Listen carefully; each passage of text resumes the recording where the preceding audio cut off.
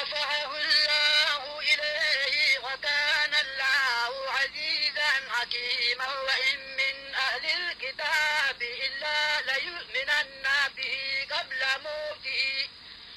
ويوم القيامة يكون عليهم شهيدا فبظلم من الذين هادوا حرمنا عليهم طيبات أحلت لهم وبصدهم عن سبيل الله كثيرا وأخذهم الربا وقد نهوا عنه وأكلهم أموال الناس بالباطل وأعتدنا للكافرين منهم عذابا أليما لكن الراسخون في العلم منهم والمؤمنون يؤمنون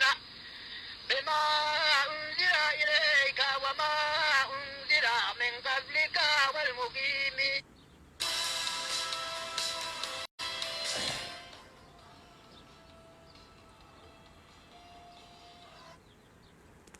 بسم الله وكفى سلام الله عليكم مدنيال iyo marweyn dacalada adduunka meel walbo aad ka joogtaan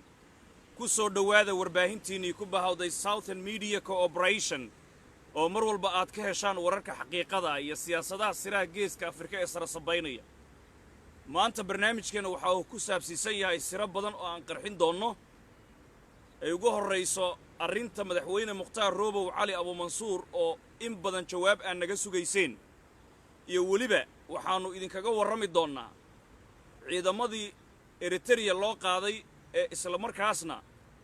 qoliyaha mucaaradka ah waalidiin dhaba iyo kuwa aan dhab ahaynba ay shalay ilaa iyo daraad ay barooranayeen haddaba maanta haddii qole ay jirto meel ay xanuunayso ama ay wax isku og tahay waxaan rabnaa inay live-kan ka cararaan waxaanu sheegi doonaa xaqiiqooyinka ka jira ee siyaasadda Soomaaliya gaar ahaan middan koonfurta mayga waxaan ku hormari doonaa ciidamadii loo qaaday dalka Eritrea walaalayaal sida qoraal xalay aan soo dhignay haddaanay SMC aan ku sheegnay ciidamadaasi oo Xasan Cali Khayre markii uu ra'iisul wasaaraha ahaa Sheekh Shariif Sheekh Ahmed iyo Xasan Sheekh markay aadayeen Kismaayo loo diidayay garoonka lagu celinayay ay ka hadlaayeen waqtigaasi afisioni iyo meelo badan laga qoray oo la dhoofiyay ciidamadu sida ay ku waramayaan dadka qaarkii oo ay leeyihiin Ethiopia ayaa laga dagaal gariyay Aksum iyo Eritrea waxa weeye waa been wax kama jiraan weey annagu muruga iyo macluul lama jirno isla markaana kooxda COVID-19 iyaduna lama jirno laakiin waxaan la jirnaa warka xaqiiqada ah oo asal madoorshaha ah isla markaana macnihi ilaahay loogu dhawaanayo ciidamadaasi la qaaday tiradoodu waxay ka badan tahay 5,000 oo askari qabiil walba oo Soomaali ah ayaa laga soo qaaday gobolada ayaa laga soo qaaday waxaana u badan ciidamadaasi qowmiyadda Mayland ayaa u badan waxa ku jira hawiya ayaa ku jira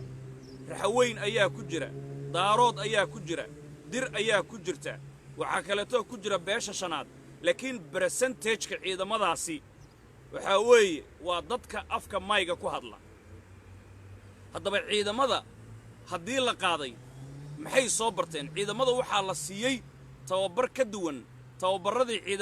ciidamada Soomaaliyeed la siin jiray oo SCS Afwarqi oo keligii taliye ah Maxamed Siyaad Barre uu tababaray jabhadeyntii uu ku bilaabay Etoobiyadii Mingiste oo xamar tababarkii la siiyay Siyaad Barre uu diray ayaa casharada laga soo miinguuriyay ciidamadaasi waxa la siiyay tababar waalan ayaa la siiyay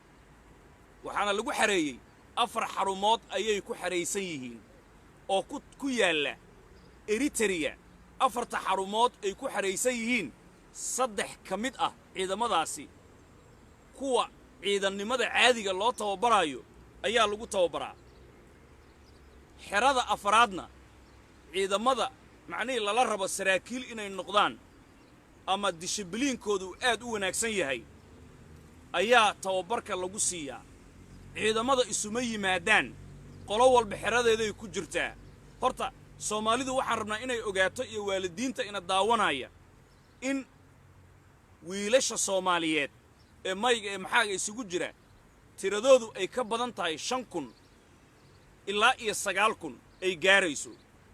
tiradu waa 5,000 ilaa iyo 9,000 qiyaastii afartaasi xero ayay ku jiraan haddaba yaa geeriyooday yaana nool inaan sheegno waa qofka saacad walba geerida nabi maxamed wuxuu yiri markii la weydiiyay man akiyas rasuul allah qofka aqliga leh waa kee markaasa wuxuu yiri akiyasku waa kan mar walba geerida iyo qabriga ka fakaraay waxaan ula jeedaa xilli walba qofka bani aadamka muslimka ah geeri inuu geeriyoonayo waa inuu maanka ku haya second walba la geeriyoon karaa laakiin ciidankaasi waxa ka geeriyooday hal askari oo tababarka isagoo ku jira buuraha waayo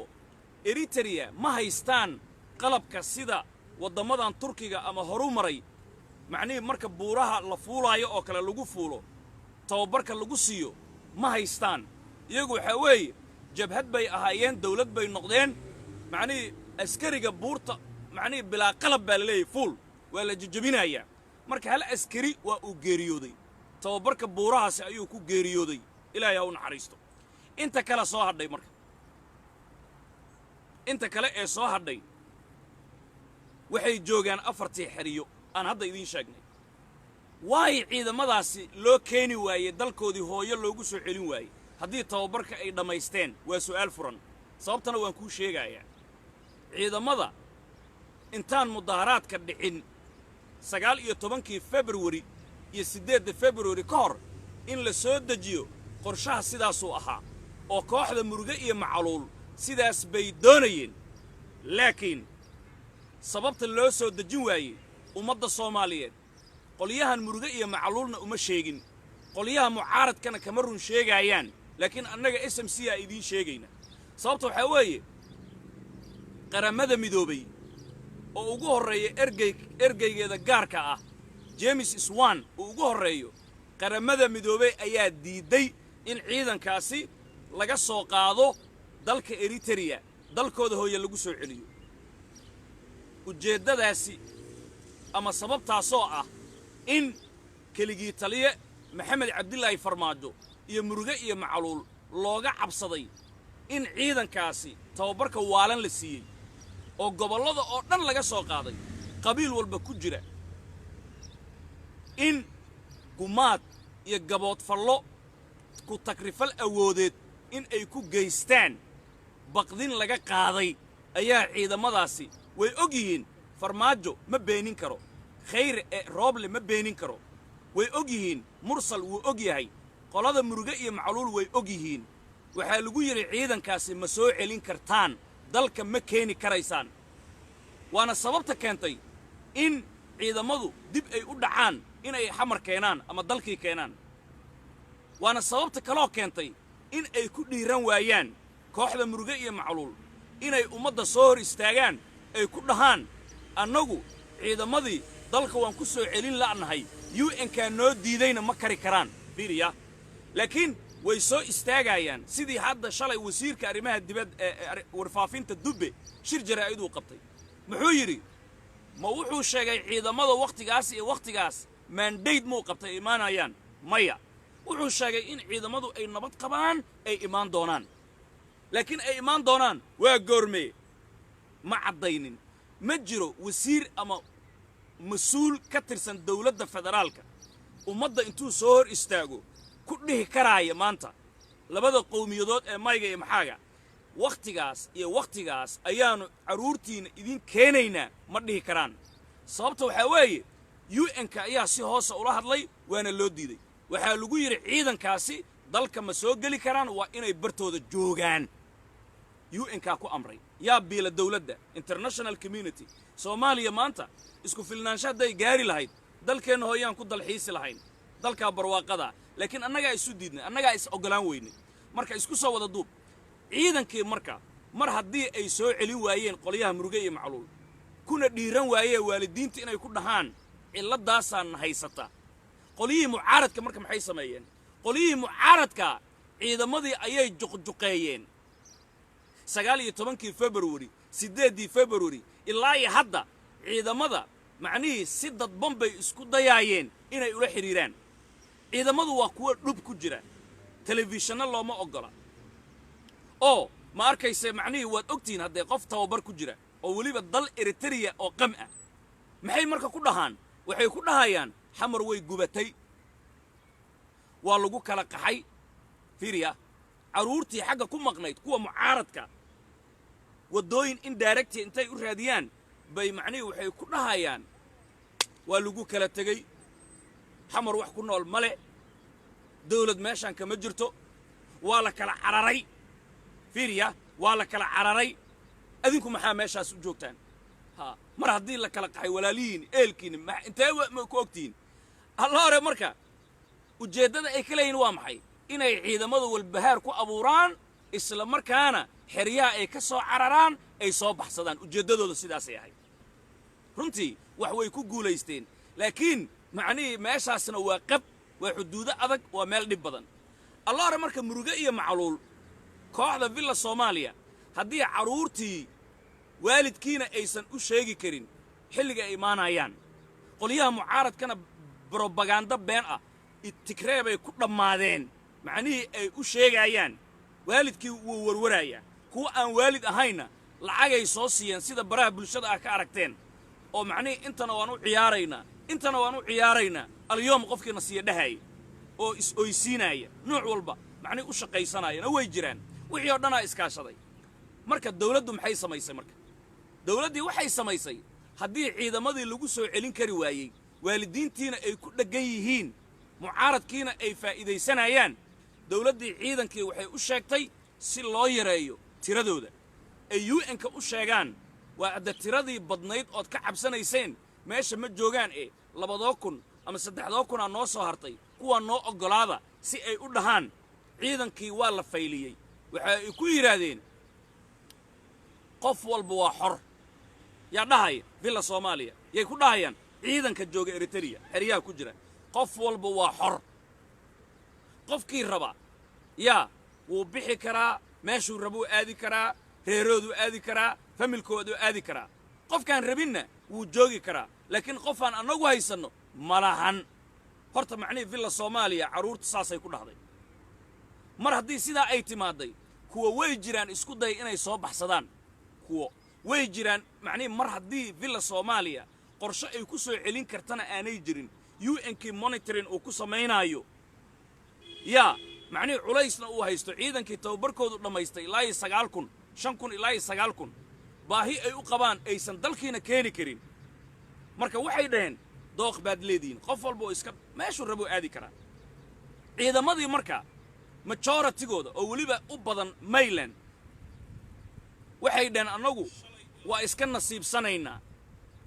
xilligii dalkeenna lagu celiyo ayaan sugaynaa xeryahooday ku jiraan kuwa isku day sameeyey na way jiraan ama ha ku soo guulaystaan inay soo baxaan ama yaysan ku soo guulaysan walaal maxaan kuu sheegay iska dhaaf muruge iyo macluul warkooda iska dhaaf kuwa mucaaradka warkooda caruurta Soomaaliyeed xaalkooda waa saas mana jiro hal cunug oo Addis Ababa ama Maqale ka dagaalamay ku soo dhintay iska badhaaf wayna ficnaan lahaydba haddii Tigreegii ka dagaalamay xamar baabi'iyey 2007 habar gidir baabiye hawiye baabiye Soomaali baabiye haddii askari Soomaaliyeed 13 sano kadib Maqale uu ka dagaalami karo hambaliyaan badhiilayn laakiin ilaa hadda askari nooga dagaalamay ma jiro aan bilad siin horta macnii qoliyaha mucaaradkana oo Kenya duqaynteeda ka hadli waayay oo caruurtii galmudug lagu xasuuqay ee raxweyn ka hadli waayay buushka iyo celwareegow dadkii reer Mayland ee biimaal lagu gubay nolosha ka hadli waayay ee ma arkayse caruurihii Xasan Sheekh Maxamuud madaxweynihii Soomaaliyeed oo gabdhaha ahaa Sacuudiga ka gatay markuu ka gatay lacagtii uu ka helayna lo uu ku iibsaday lo'diina jiilaalka markuu yimaaday ay baabaaday ka hadli waayay u barooran waayay sidoo kale waxaa jira ciidamo 300 oo wiil ah oo ilaa hadda nolol iyo geeri aan lagu ogeyn waagi Xasan Sheekh Maxamuud uu qaaday oo macnihii uu ka gatay qaliijka dawladdiisii markay joogtay maadaama imaaraati u ahaa imaaraadka iyo Sacuudiga waxay la dagaalamayeen niman xuutiyiin la yiraahdo oo Yemen ka dagaalamaya oo ku xiran Iiraan afka loo galiyay bal Xasan Sheekh Maxamuud ciidamadii uu qaaday oo 300 oo wiil ahaa oo imaaraadka iyo sacuudiga uu ka gatay oo yemen lagu daadiyey oo xuutiyiinta macnihii afka loo geliyey bal meel ha ku sheego bal dadkan mudaharaadaya macnihii wiilashaasi xasan sheekh gabdho keliyaad ogtihiin war wiilashaasna meel ha lagu sheego ilaa hadda nolol iyo geeri laguma hayo wuuna soo taagan yahay xasan sheekh madaxweynaha la ii doortuu ku leeyahay kenya kama hadlaayo duqaynteeda marka macnihii xaqiiqada in loo noolaado ayaa wanaagsan gabdhihii mudaharaadayay ayaa afkooda ka caddaynaya oo waxay leeyihiin war muxuboy maxaa idin waalay so waxay leedahay anigu 20 jira iga maqan shalay waan lahaa bariiskaygaan raadsanay laakiin cunuga iigu weyn 13 sano jir waay adba waad ogtahay idinka xataa haddaan wacataan tiimkiina Sevilla Soomaaliya waan idin ciyaaraynaa annaga qofkii alyoomna siiya annaga dheeshayna meeshaasay jirtaa saasay lahaayeen lacagta iyagoo loo qaybinayo baraha bulshada ay hadda wareegayaan shalay markii lacagta loo tuurtuurayay baraha bulshada ka fiiri haddaan been sheegayo aniga xataa waa soo saaray walaalayaal horta arrinta ciidamada meeshaasay martay waxaan rabaa arrinta Mukhtaar Robow madaxweynaha Maryland oo afduuban muddada ku dhawaadka 2 sano iyo barka 3 sano afduuban ayaan war idinka siinaynaa ayaan dhaweyd waxaad ogeydeen in 77 xildhibaan ee ka soo jeeda dhulkan wabiyada ku abtirsada qowmiyadda Mayga ay ku kulmeen guriga Professor Maxamed Sheekh Cusmaan Jawaari kadibna ay ku kulmeen guriga Maxamed Mursal ay dhayla daliiqeen oo ma arkaysa kadibna Jawaari uu yiri warnimayow inaan doorasho aadno walaalkeenna oo xiran Mukhtaar inta ku xiran inaan gobolkii aadno codod baan rabnaa aan dhaano ceebay nagu tahay war maxaa tala ashiiqi maxaa laga yeelaa xusuustaasi markuu Jawaari galiyay waa tuu Shariif Xasan soo cararay kadibna jaamac mursal iyo lafta garen iyo xildhibaan Cabdikaafi Macallin Maxamuud Yaxya nimay dhahaan ay qol wada galeen sidaasay inoo joogtay farmaajana inay aadaan ballanta inay ahayd nimankii way shawreen markaasi waxay go'aan ku gaareen Sheekh Mukhtaar Robow Cali Abu Mansuur in la sii daayo doorashadan inta ay ka dhamaanaysana Turki iyo Qatar isagoo macnaheedu xor ah uu iska aado kadibna dalkiisa uu soo noqdo ballanta saasay ahayd annaga SMC warbixintan idin siinay maxaa ka dambeeyay marka waxaa ka dambeeyay waxaan arkaynay warbixin daraad meelaha wareegaysa oo warbaahinta koonfurta ay soo saartay oo ay leeyihiin farmaajo diiday in la soo daayo Mukhtaar Robow waxaa la rabaa in ma arkaysa cadaaladna loo waramo qabrigana in la fiiriyo warkana ummadda in run loo sheego adiga dhibaato aad geysatay inaad iska xoortid oo aad iska moostid qof kala dusha aad ka saartidna mujrimba ha noqdee cadaalad ma ahan warbaahintee waa inay cadaalad noqotaa qodobkaasi luuqad adag baan ku leenahay khalad weyn waaye dadka sidaasi soo tabiyeyna ilaahay kama cabsan rasuulkiisana ma xishmaynin ummadana kama xishoonin runta in la sheegaa wanaagsan maxamed cabdilaahi farmaajo keligii taliyahaasi in uu soo xiray kaaraha Itoobiya uu isagu geystay waa la ogyahay laakiin shaqo ay qabteen raxaweyn shaqo ay qabteen hawiye xasan cali khayre iyo wasiiradiisii loo geeyey proposal saxiixan Shariif Xasan iyo kulli iyo qabiil baa isagu uu fuliyey marka runta loo hadlo laakiin qodobkan ah Mukhtaar Robow ayaan dhaweyd farmaajo diiday in la daayo been iyo kadib waay buhtaanun cadiimun waay cidda diidda haddaan kuu sheegaya haddaa wax ka qabanaysa Maxamed Mursal lafta gareen iyo wasiirka cadaaladda ninka la yiraahdo Cabduqaadir Nuur Jaamac oo macnihii Maryland u dhashay intooda waxay ballansadeen farmaajo iyo ninka la yiraahdo Faad Yaasiin ayay ballansadeen taliyaha sirdoonka ah way u tageen warka aad u dhagaysta way u tageen farmaajo wuxuu yiri mudana gudoomiye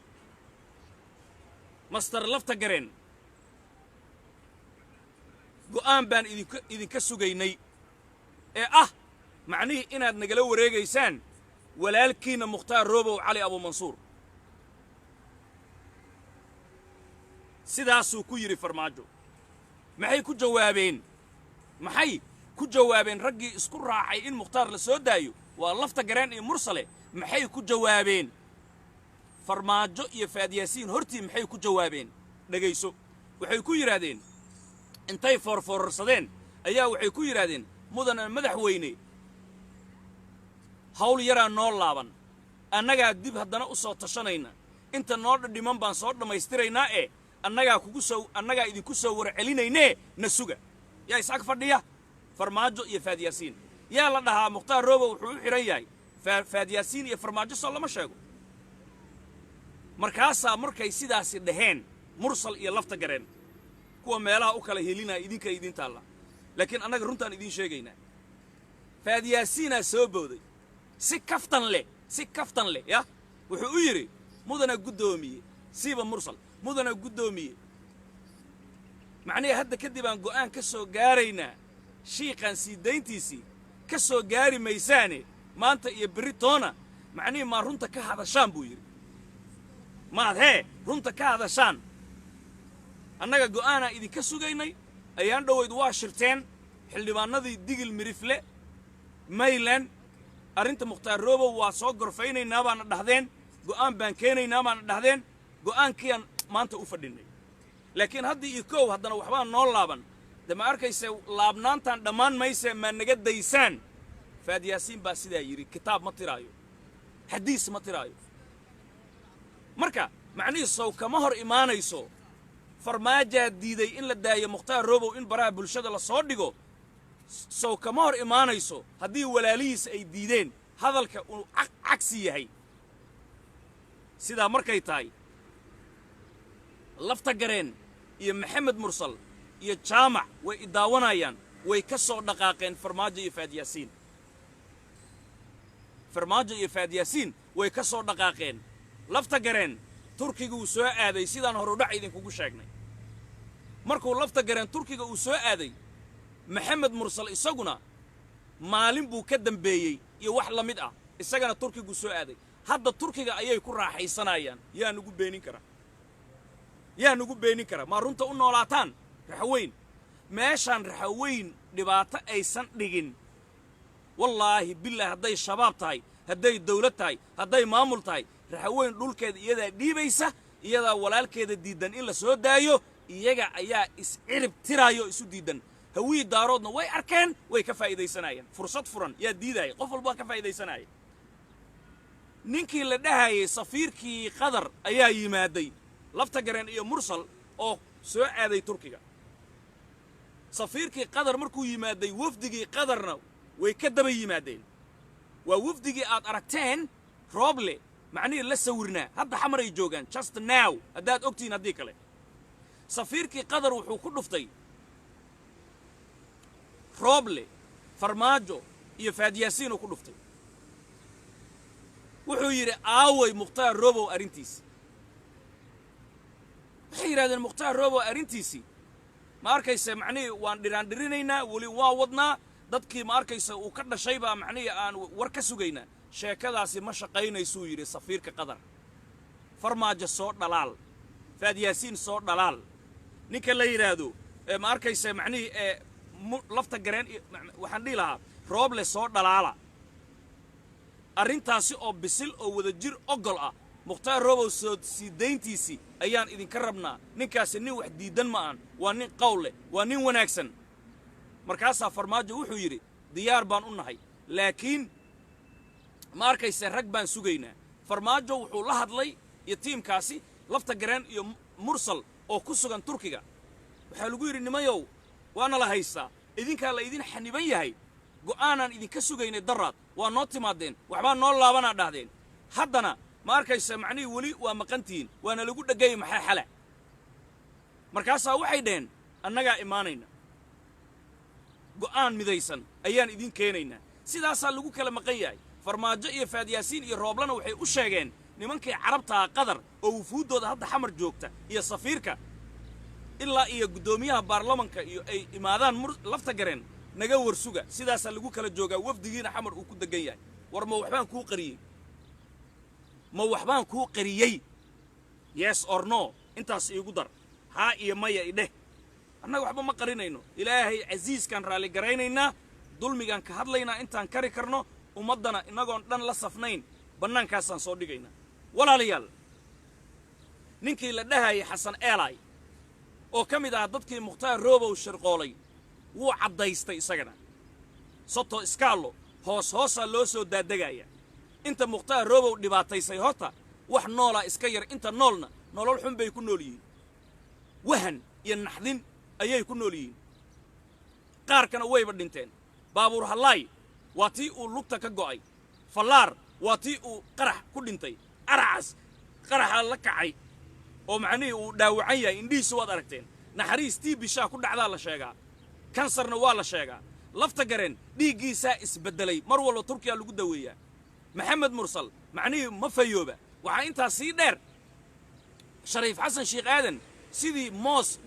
mashadooyo oo kale macnihii waxaan dhihi lahaa babaay mashadooyo oo kale ama mafafaay u dhaaf soomaaliga mafafaay mashadooyo oo kale uu jirkiisii noqday ha jirkiisii markaasaa u taabatid ama shariif xasan waad aragti isu beddelay marka macnihii inta mukhtaar roobow qaraxii daraad ka dhacaayay dadkii ku dhintay qaar ka mid a macnihii waxaa la ii sheegay ani ma ogi in ay ku jireen kuwii mukhtaar roobow dibindaabiyeynahay waa wax soo faniinay fariiray dhintay dhaawacmay cabdishakuur waad ogtihiin marka isku soo wada duub xasan eelay maalintii iidda ahayd guriga salaad jeeri nimay dhahaan salaad jeeri oo aad garanaysaan mayland u dhashay eeraboorka shaati guduud inuu maareeyo ka yaa aan rajaynaayo isagoo fadhiya iiddii wuxuu yidhi walaalayaalow aniga mukhtaar roobow marna in la xiroo la afduuba raalli kama ahayn aniga waxaan waa la igeliyey markhaati bay leedahay xasan eelay wuxuu yidhi xuseen eelay mallaa wuxuu yidhi sheekh mukhtaar roobow aniga arrin bisil baa la ii keenay waxaan ahaa wasiirkii amniga ayaan ahaa waa la iga weynaa warqad maxamed mursal uu soo saxiixay warqad madaxweynahaygii shariif xasan uu soo saxiixay kusimaha guddoomiyaha baarlamankana amar la soo siiyo aniga igu amray warqad ay malaaqyo jufada mukhtaar roobow ay soo saxiixeen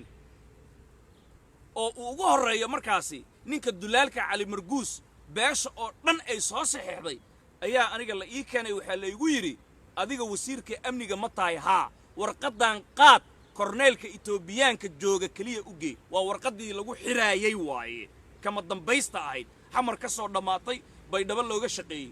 aniga warqaddaas keliyaan qaaduu yidhi xoogoo lacagoo la isiiyeyna jeebka ayaan gashaday been ma sheegaayo turkiyaana macnihii qolol aan uga gatay laakiin haddii feermadaydii xasan eelayaa dhahay haddii feermadaydii laga helo mukhtaar roobow ha la xidho ama macnihii anoo ma arkaysa ama suul xataa aan saaray la iga helo anaa dembiiluu yidhi nimayow aniga waxbayaan la iga xaganin mukhtaar in la xidhana raalli kama ahayn shirqoolkiisana kama shaqayn aniga warqaddaasi la soo dhammeeyey oo la igu yidhi orod u gee sarkaalkaas etoobiyaanka section 3 haysta taasaan fuliyey mukhtaar roobow cali abuumansuurna dadka u gurman jiray anigaa kow ka ah buu yidhi dadka u gurman jiray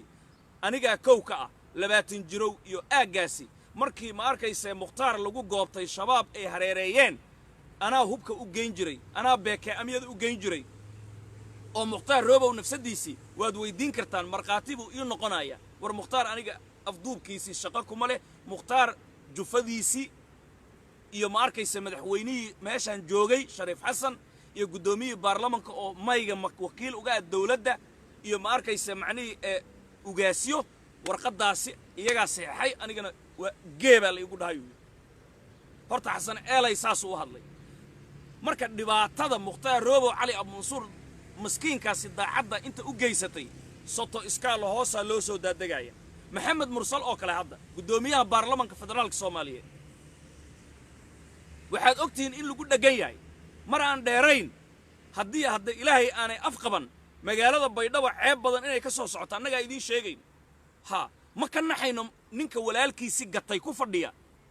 yaa macnihii maba u naxaynaba wixii ceeboo ileyn waa sheegaynaa ha mas-uuliyiin iyagaa yidhi mas-uuliyiin baan nahay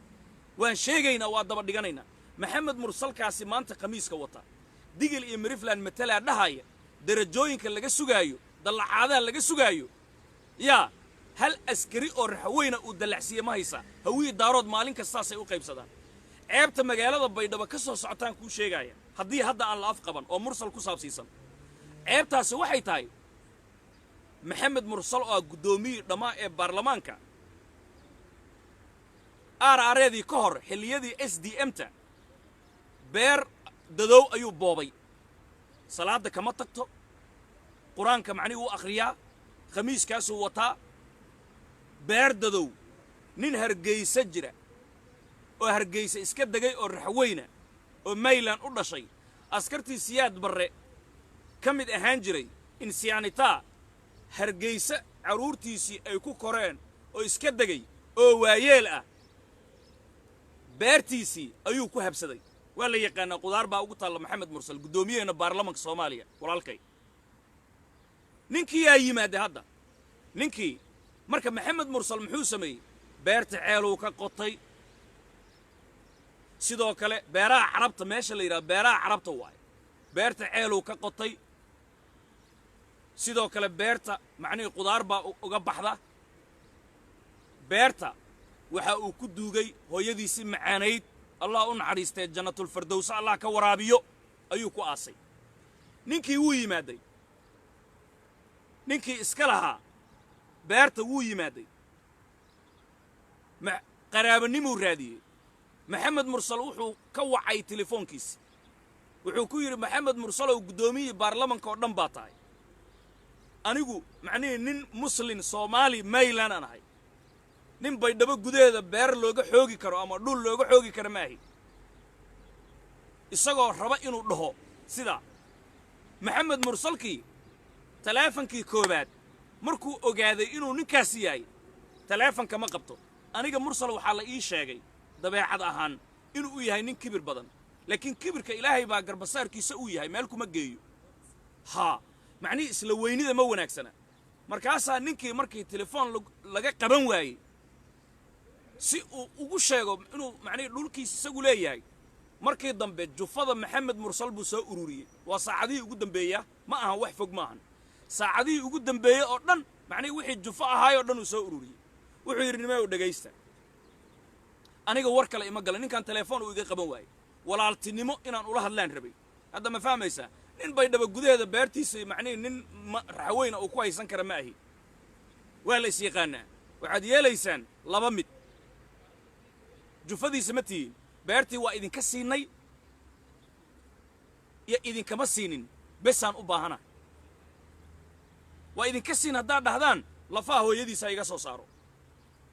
qabriga uga dhiga hooyadiisii macnihii beertaydii ha iga soo saaro nin raxweynaan ahay beertayda lama dhici karo maslaxad fiican inaan isaga la xaaltamo tolba aanna soo gaarin sheekadeenna anaa rabay laakiin macnihii kibir taleefon uu iga qaban waayo dhulkan anaa leh ma fahmaysaa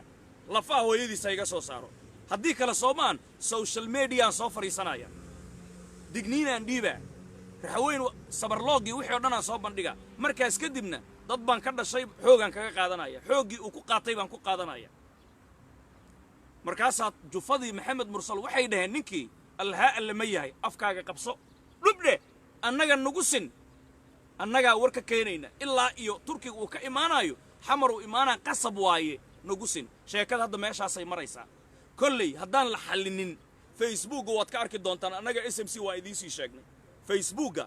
qofkii oo macnihii beertiisii macnihii laga dhacay maxamed mursal uu ka dhacay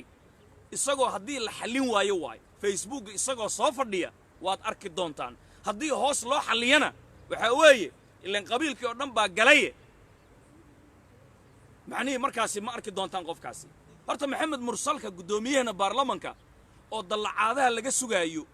raxweyn inuu u soo dhixiyo xuquuqda laga sugaayo dadkan la laynayo laga sugaayo mukhtaar roobow maantay abdicasiisi isagaa ku fadhiya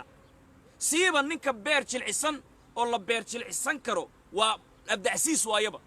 waxaaba ka daran maxamed mursal hadda ka horna waan idiin sheegay wuxuu aaminsan yahay haddii mukhtaar roobow bannaanka uu soo baxo maxamed mursal in uu daaqadda toos uga baxaayo ayuu og yahay oo macnihii qadiyadda digil iyo mirifle masiirka digil iyo mirifle shariif xasan iyo maxamed mursal iyo jawaari iyo mukhtaar roobow baa isku hay lafta gareena xataa caruuru waay shariif xasan wuxuu doonayaa jawaari inuu ka taqalluso mursal inuu ka taqalluso uu ka taqalluso mukhtaar roobow hadda ma fahmaysaa nimankan marka waa niman beenbeen wada shariif xasan shaqaalaha wii daarood waaye mursal shaqaale daarood waaye jawaari shaqaalaha wii waaye laakiin mukhtaar roobow shaqaale raxweyn waaye saasay ku kala duwan yihiin marka ninkan hadduu soo baxo masiirkii raxweyn xataa qabiil kale iskaba dhaaf jufada maxamed mursal waxay si toosa u daba kacayaan hadduu mukhtaar soo baxo mukhtaar bay raacayaan mursal ma raacayaan hadduu inta taagan yahay marka cabsidaasaa jirta kow maxamed mursal warqaddii hanjabaaddii dhex martay isaga iyo mukhtaar roobo markuu baydhabo soo aadayay oo jaamac uu u soo diraayey tii buu og yahay mursal ha warqadda macnihii feermada cali marguus iyo maxamed mursal ayaa lagu xiray farmaajo iyo loo geeyey xasan cali khayre iyo fa'ad yaasiin warqaddaasaa la soo qaaday baydhabo la keenay xaafadda unisef ku taalla macnihii waa tii shariif xasan iyo tiimkan iyaguna iyo malaaqyada cali marguusna uu macnihii kormeere ka ahaa shaqada dhankan iyo dhankan ka waday lagu wada feermeeyey marka macnihii raggan meel weyn bay isku hayaan mursal markuu baydhabo imaaday oo mukhtaar macnihii riwaayaddii beenta uu jilay xaaraantii uu xalaaltaynayey waa ninka ka shaqeeyey oo yidhi macnihii 5 oday oo jufada mukhtaar roobow baan rabaa inay igala shaqeeyaan maxaa digili mirfal ugu dhii waayey qiyaanay ahayd cabdifataax geesayga maantay lafta gareen isagoo ku dheggan facebooka la soo saaraayo oo macnihii hab siinaaya sidii aabbihiis oo kale fiiriya waa ninkii 6 gobol ummadda intay aamintay hor boodaayo baydhabo geesay haliyey waa la lahaa maalin cad intuu diyaarad soo fuulay $10,000 saddexdii gobol macnihii ay galeen 6dii gobol ay saxiixeen in la kala gooyo shariif xasan u shaqeeyeen oo madooba nuun oo bannaankaas cidlada ay kaga tageen haddana markii mukhtaar roobow la soo qafaashay waa beentiis uu ogaa geesay fiiriya markii sidaa loo soo qafaashay waa ninka yidhi farmaajo sharci gaal iyo sharci muslim labadaba uu diiday dastuur iyo diin labadaba uu diiday ee ogaada raxweynay sidaa markuu yidhi yaa macnihii waa lays ogaa hoosoo waa ku fadhiistay dumaal kursiga ceebta bal meesha taagan haddana maalmo kadib caleemasaarkii maamulkii xaaraanta ahaa oo macnihii kursigan uga soo degay uu yidhi wasaaradda howlaha guud iyo guriyeynta mukhtaar daraaddii caleemasaarkii isagii xaniifo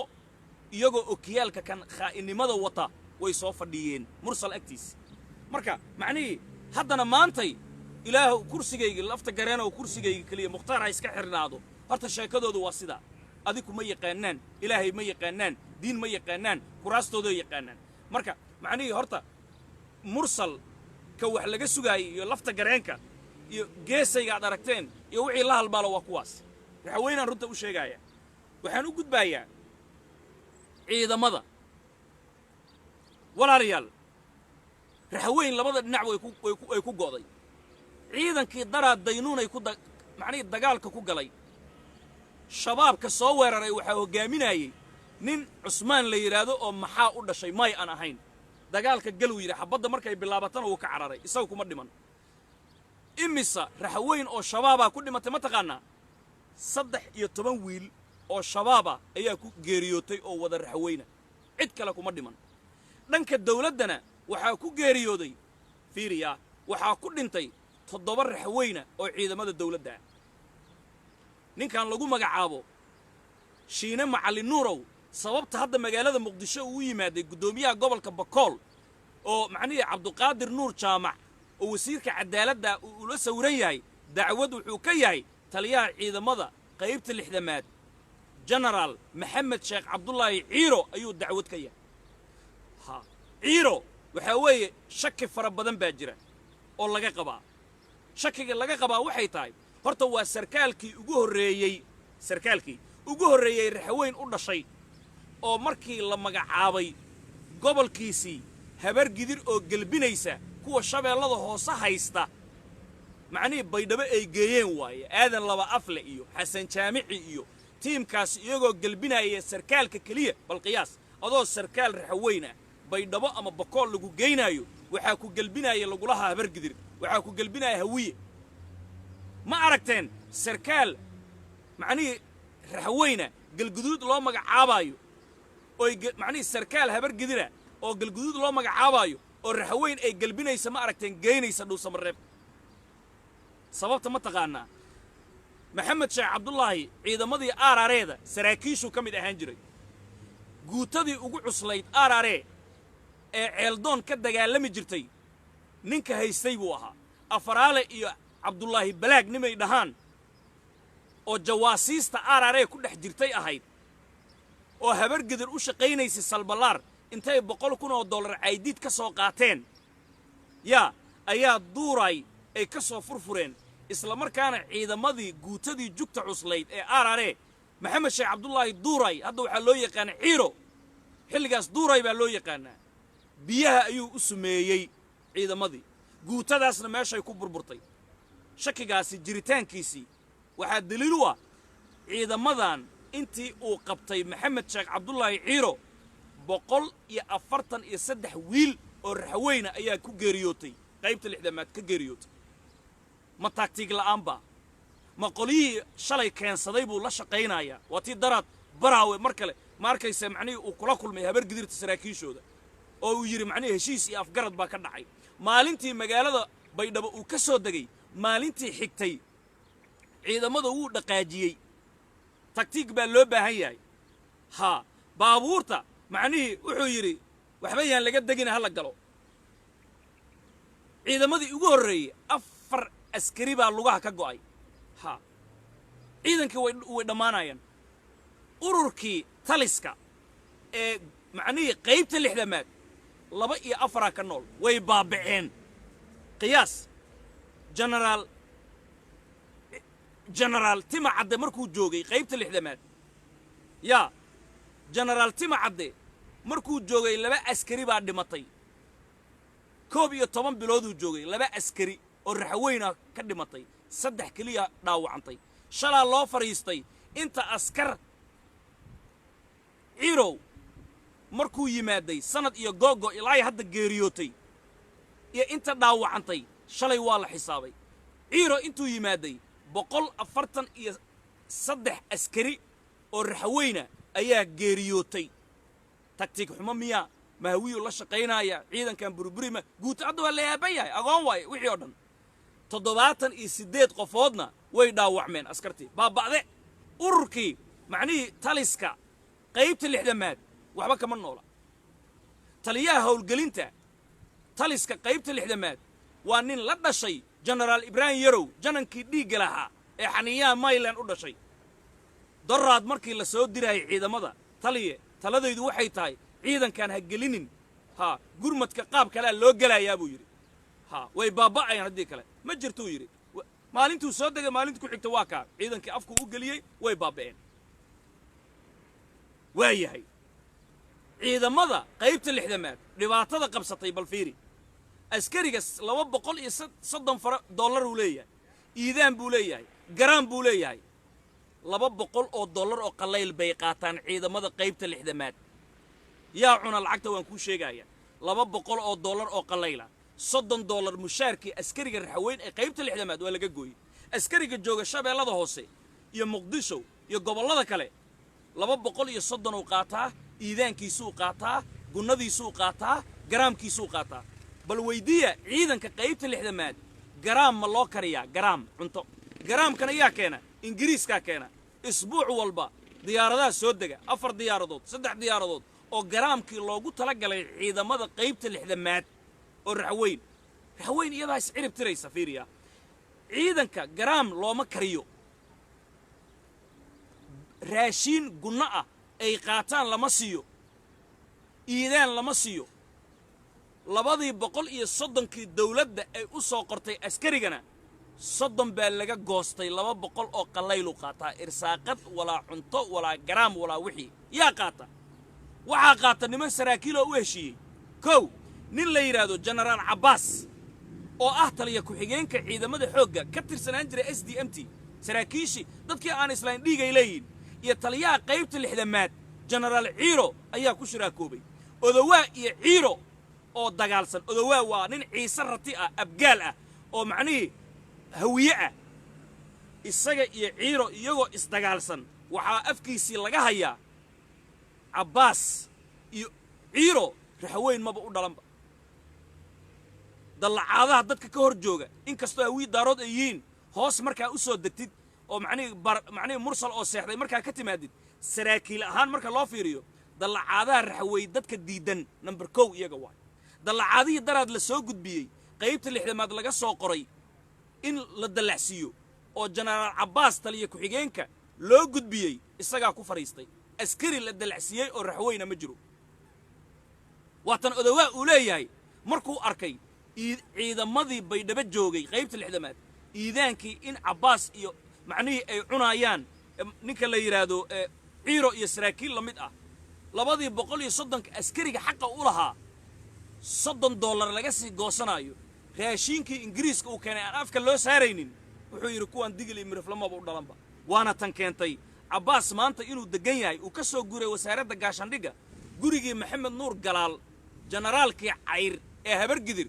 oo ku yaala madaxtooyada agteed ayuu hadda ku nool yahay maxaa geeyay janan raxweyn hadduu yahay oo xaniyo leh bal mahad taliyalaan dheere oo macnihii raxweynta macnihii xabsiye ku guray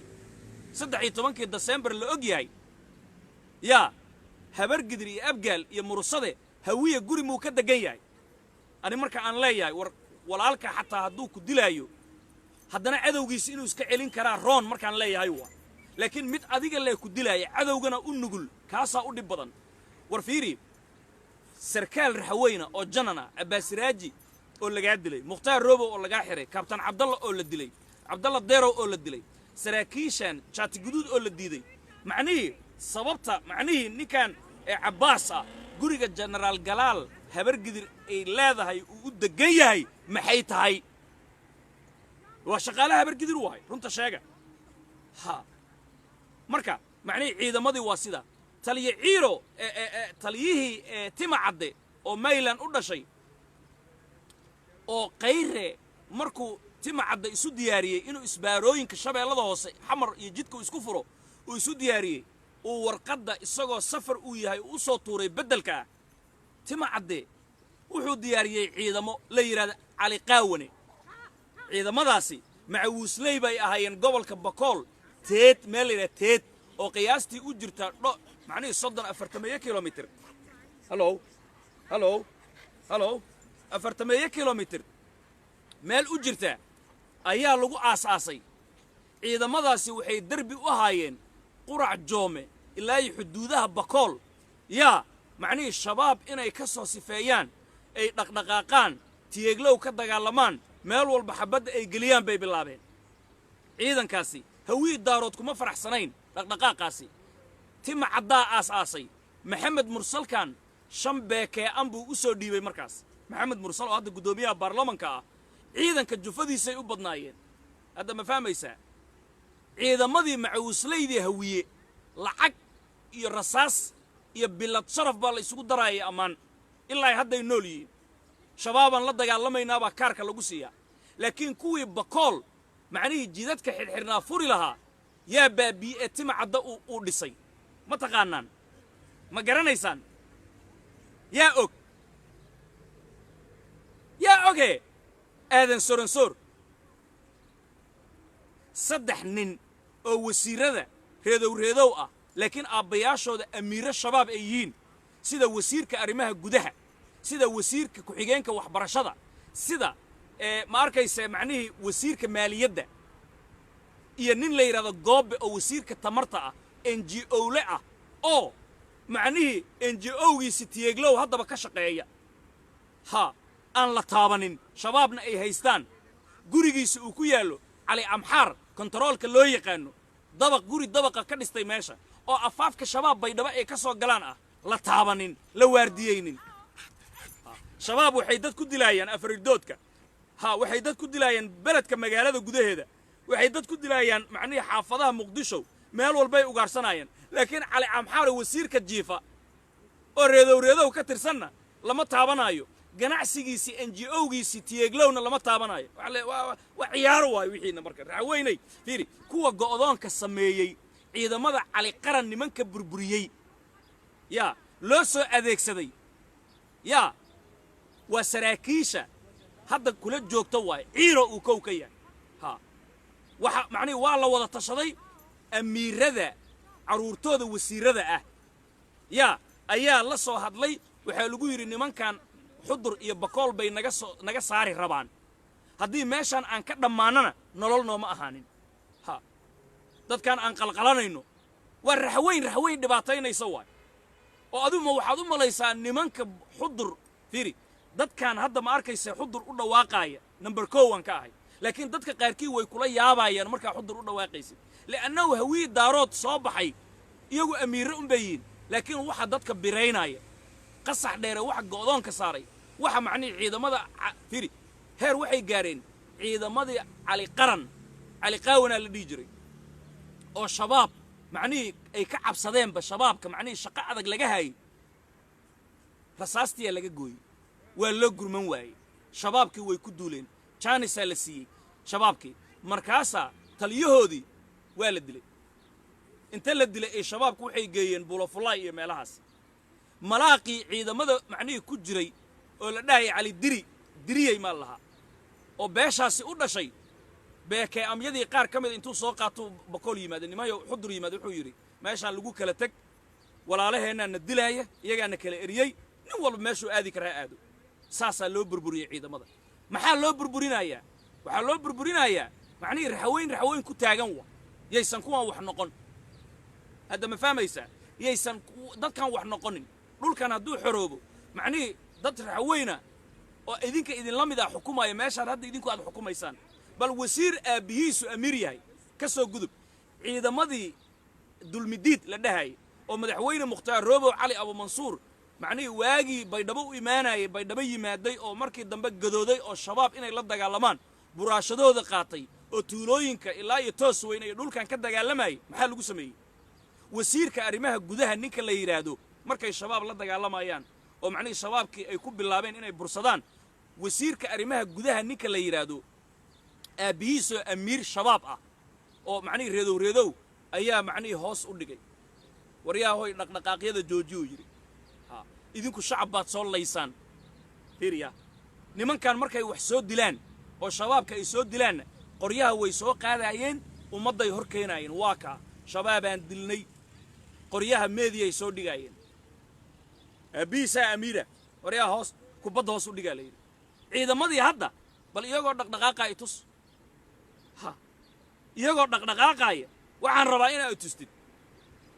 marka macni xaqiiqada marka loo noqdo goboladan Maryland raxweyn iyada feeraa isaga fadhida annaga macni inaan been sheegnaan rabtaan waxaan u gudbaynaa marka waxaan u gudbaynaa General Ibrahim Yarow waad garanaysaan waa janankii dhiig lahaa ee u dhashay Maryland oo qaybta 60aad haystay markii madaxweyne mukhtaar roobo doorashadiisa ay socotay askarta la hadlay oo yiri hal askari oo macni siyaasadda gali kara ma jiro ma ku milmi kartaan banaankaas ka jooga laanahu dadkiisa in lagu xasuuqo loo adeegsado ayuu diidanaa isla markiina bedela lagu dhuftay Ibrahim Yarow sokor iyo dhiikar iyo cudur aan la aqoon ku dhacay laakiin dadku waxay leeyihiin waa la sixiray maadaama uu hawiye macni xogo macni adeer ay dhahayeen nala tali arrimaha militariga odawaay ay u tagi jireen adeerow ay dhahayeen ninkii odayga ahaa xanuunkiisii waa la bixin waayay waa la soo qaaday hadda magaalada Baydhabo ayuu yaalaa isagoo miir aan lahayn nuucu yahay aan la ogeyn ha raxweyn marka ha ogaato dagaalka inuusan hal gees kaliya ahayn sarkaal walbo dhiig leh qof walbo oo ma arkaysa dagaalamaya qof walbo aqli leh saasa loola dagaalamaya marka isku soo wada duub walaalayaal maxamed mursal iyo lafta gareen raxweyna diiday mukhtaar roobow in la soo daayo farmaajo iyo faadiyasiin baa la taagan maxaad soo go'aamiseen ha iyaga maraataynaya ma weelinaya raxweyn iyo Soomaalida inay sidaas ogaataa la rabaa intaasaan sheegaynaa waxaan jecelahay inaan soo qabto Sheekh Qaasim laakiin waxaan soo qabanayaa Axmed Olol oo haddii aan helno inooga faaloon doono maanta maadaama jimco ay tahay sabtidan ay soo dhowdahay waxaan rabnaa ma arkaysa kelmad iyo laba inaan siino Axmed Olol markaas kadibna Sheekh Qaasim ayaan u gudbi doonaa haddii Ilaahay uu ka raali noqdo Sheekh Qaasimow adaan ku soo qabanaya adigana Ololna waa sugaya biidni Ilaahay baari Sheekh Qaasim kolley waa keeni doonaa Ololna uu soo gali doonaa Ololna barnaamij qaas uu noo haya laakiin codku uu gaaban kara maadaama annagu aan ma arkaysa hadda stuudiyaha ma arkaysa macnihii isagoo kaamila aynan wadin dhanka macnihii maqalka sheekh qaasim aan soo dhaweynaa sheekh qaasim maqal ma jira hello sheekh qaasim hello sheekh وعليكم السلام شيخ قاسم مقل مجرى من مقليسا سفيعا واي شيخ قاسم maxaa ku dari lahayd marxaladan sara sabaynaysa ma arkaysa macnii gabdhahan baroortay oo ceebtan banaanka soo baxday iyo arinta madaxweyne muxtaar roobow cali abu mansuur oo digli iyo mirifle ay dhaafi weyday horta aadanow waa ku salaamayaa salaanta islaamka ba ahayd oo assalaamu calaykum macnaheeda ahayd ilaahay ku nabadgeliyo oo ummaddu nebi maxamed u dardaarmay ummaddu waa salaamayaa salaanta maqal ma jira walaalayaal maqal ma jira sheekh qaasim ma maqlaysaan waxaan weydiinayaa sheekh qaasim ma u kaadi dadka walaalayaal sheekh qaasim ma maqlaysaan maqal ma jira haa maya ku soco sheekh qaasim dadkaa soo qori doona hadday maqlaan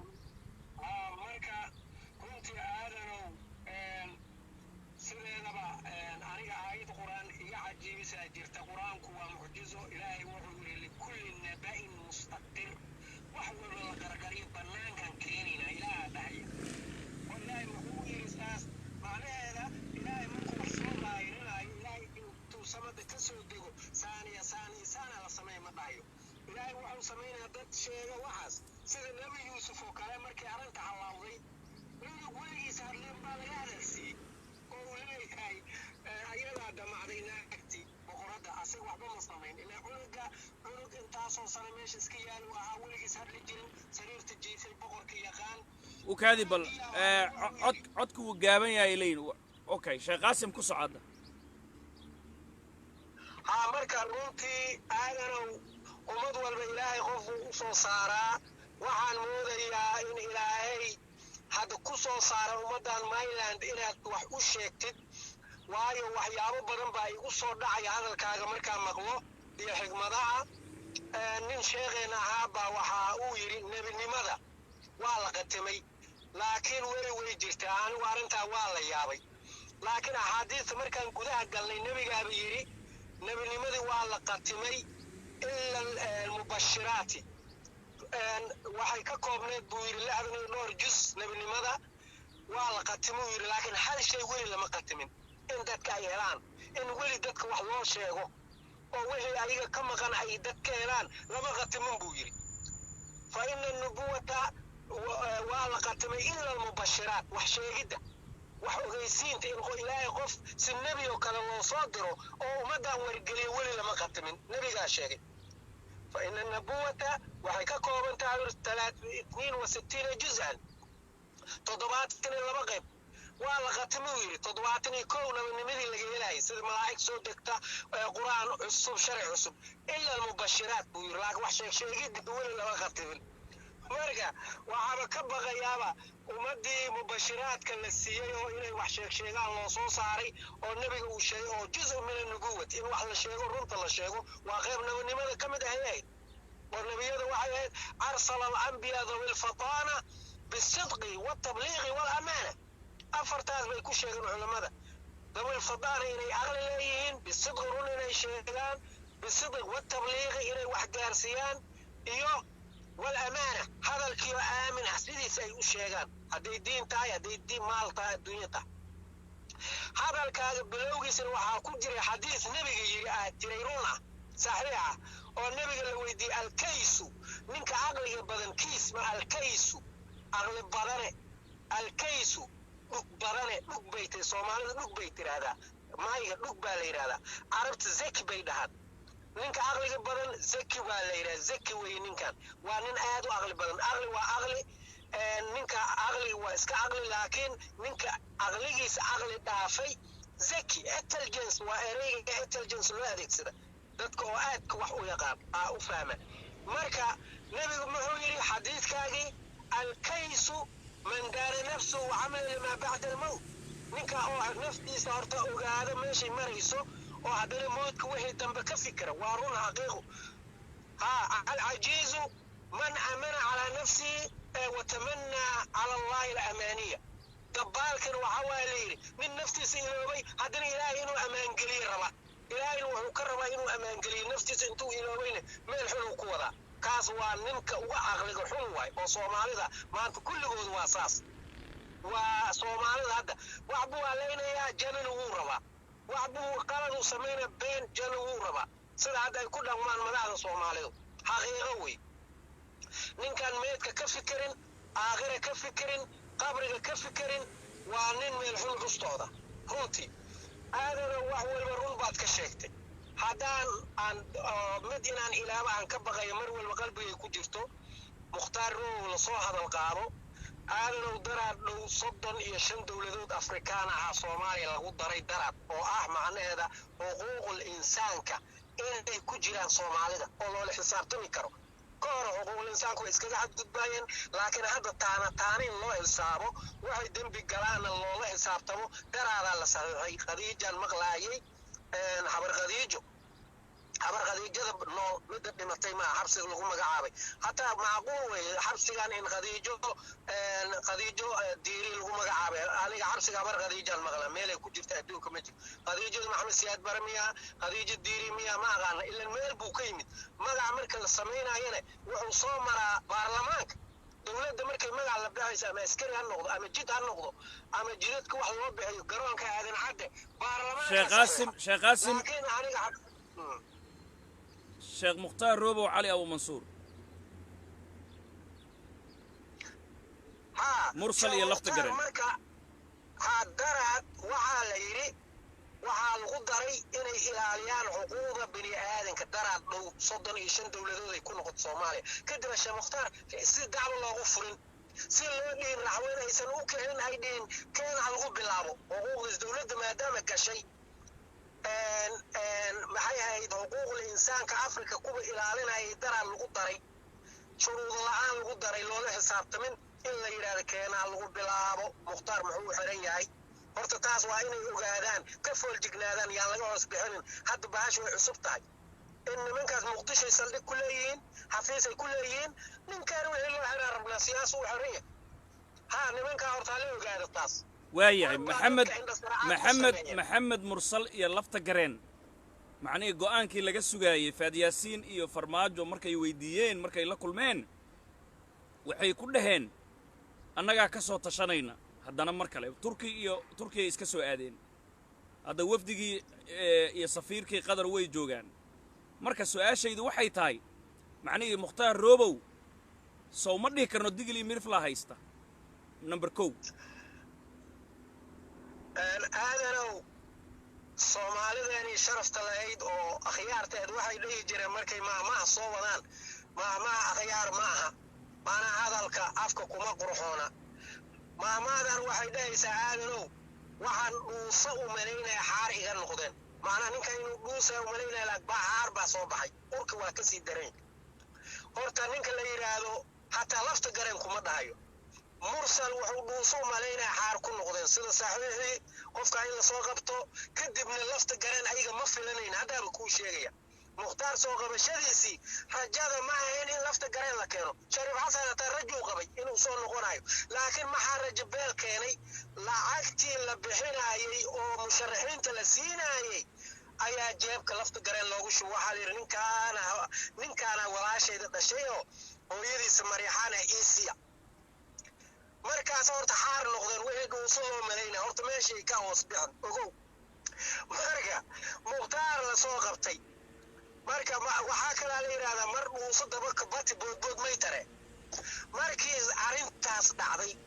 oo lacagii campaign-ka lagu sameyn lahaa oo la siin lahaa malaaqyadii ugaasidii iyo baajo ugu kala wadi lahaa federaalka bixinay la wada tagay oo la yiri anigu haddaan dawladda federaalka ninkaanan siinay ninkii la tartamay jeebkiisa isbixin karaa say jirtaa le nin jeebkiisa u quurina male oo siyaasadda Soomaaliya nin jeebkiisa u quuri male nin walba markii lacag la soo sii u dhaqaaqa ama qadara siisay ama waxa siiyay Mareykan ama waxa siiyay maxay ahayd Iiraan ama waxa siisay bas nin jeeb hataa inta la sii kuma bixiyo nin Soomaaliya xoolo leh oo xoolihiis ku kaambeynaya ma jiro ninkasta dowladdaa la sugaa hadda dowladdaa la sugaya doorashadan hadda socota dowladdaa la waayahay marka hadda digili miriflu number 2 digili mirifla macnihii uu xiran yahay soo ma dhigi karna marka hadday jufadiisa tahay hadday yihiin mursal iyo lafta garan waa iska caddahay laakiin digili mirifle waxay ku noqotay dhuusadii xaara ku noqotay way shalaayeen taas waxaa ku caddaynaysa hadalka mursal hataa ma dhihinyaa ninka lafta garan wuxuu yidhi kuraasan maadan ugu fadhinaa yidhi haddaan soo dayn weyno taasna macnaheeda waxay waa la sii iibsanaya war ninka waa dhaarta maxaan samaynaa lacag si loo siiyo waay macnaha ninkii waa soo dhaartaa soo saxiixay waan daynaynaa uu leeyahy meeshuu ku dhaaranayo raxweyntu u soo dhaartaye amuu naga sii daayaa asaga magac kale kasii raadinoo beec kala waay waa beec lamaad waxay dhahaan gadisley bay dhahaan soomaalidu gadisley tii hore mee beec cusub waay kuraasta maag uguma fadhino haddaan sii dayn weyno hayna suga warki waa jiraa laakiin waxa waaye haye saasa dhahdan muqtada mursalow adayba baash kugu soo leexanaysa anigana saxiixana baan dhigaynaa ogow yaa hadda maxaan samaynaynaa hadda 20 kun iska qaadaniyo warka iska dhaaf waa yeelaya waayahay laakiin hadda su-aashaan ku weydiinaya waxay tahay markii go'aankii laga sugaayey mursal iyo lafta gareen iyo ninka la yiraahdo jaamac markay u tageen faad yaasiin iyo ninka la yiraahdo farmaajo uu yiri haye maxaa go'aan oo noo keenteen arintii sheekh mukhtaar roobow ku saabsiisan mursal iyo lafta gareen siiba mursal labadu waxay ku jawaabeen waa isku noqonaynaa tashiya noo dhiman weli waana tan hadda turkiga ay soo aadeen faad yaasiin wuxuu yiri gudoomiye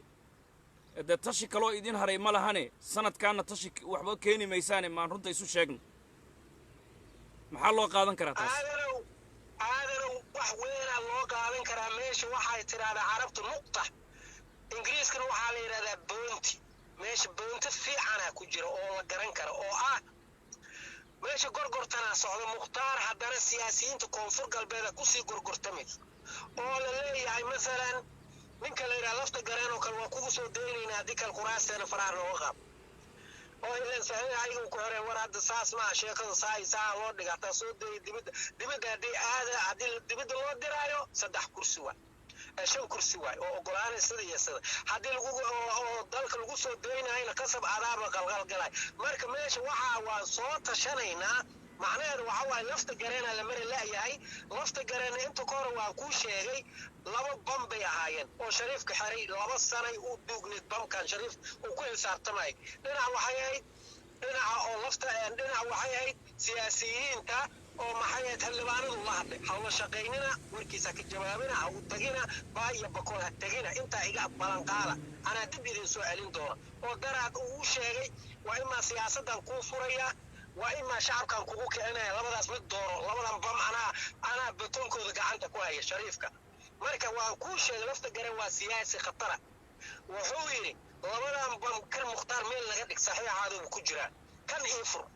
ilaa uu ku danaysanaya asigana waa tuu furay waa tii asaga baydhaba loo furay siyaasiyiintana la yidhi ayagana mukhtaar la hadla lafta garen markaan wax u sheega laakiin muxuu rabaa lafta garen muxuu rabaa bamkaas markuu qarxiyey shariifka hadda waa la qarxiyey bamkaanna uu qarxo macal shariifka ku qarxuu rabaa macal mursalka ay ku qarxaan asigana wax soo gaarin taasuu ka fikiraya taasina way socotaa waan ka fikiraynaa ilan bamka qaabka loo qarxiy lama yaqaan haddii marka waa lagu xisaabtamaya waan ku wada dhimanaynaa bamkan amana badbaadi lafta gareeno maxaad ugu badbaadinaysaa shuruudahaada waxaad ku xirtaa ninkan dibadda laga qaado anaga dhanaa badbaadayna kow ama waa soo daynayna bilaa shuruud kursigaaga number 1 waay kan gubanay marka horta gorgortankaasaa jiraan dhihi karnaa boontigaasaa neeli karnaa marka cabsida lafta gareen iyo cabsida mursal siiba cabsida mursal oo hadda macnihii uu xagjir yahay in la sii daayo mukhtaar diidan aad u warwareejinaya meeshaasay ku qotontaa daaqadaad ka baxaysaa isleeya miya daaqaday ka baxayaanba ka baxaysaa maaha laakiin mursal inuu daaqada ka baxayo ninkan inuu mursal saxiix waa ogyahay waxa mukhtaar waxaa lagu haystaa xerow waa xereg qaran wey maaha xereg state maaha waa qaran waa federaal reer federaalka waxaa soo saxiixaya baarlamaanka waxaa kalaa soo saxiixay sambalolshi ninku ahaa ama fahad buu ahaaba nabad sugidda waxaa kalaa soo saxiixay wasaaradda arrimaha gudaha ra-iisul wasaaraha number 1 ka yahay wuu og yahay inuu daaqada ka baxay mukhtaar hadduu banaanka imaado maslaxana lagama qaadanin oo tolkii lama maslaxayn waayahay maxamed mursal markii odayaal jufada sheekh mukhtaar xarigiisa macnihii igala shaqaysaan rabaa soo daynta uu dhahay waxaa ka mid ahayd hadalladiisii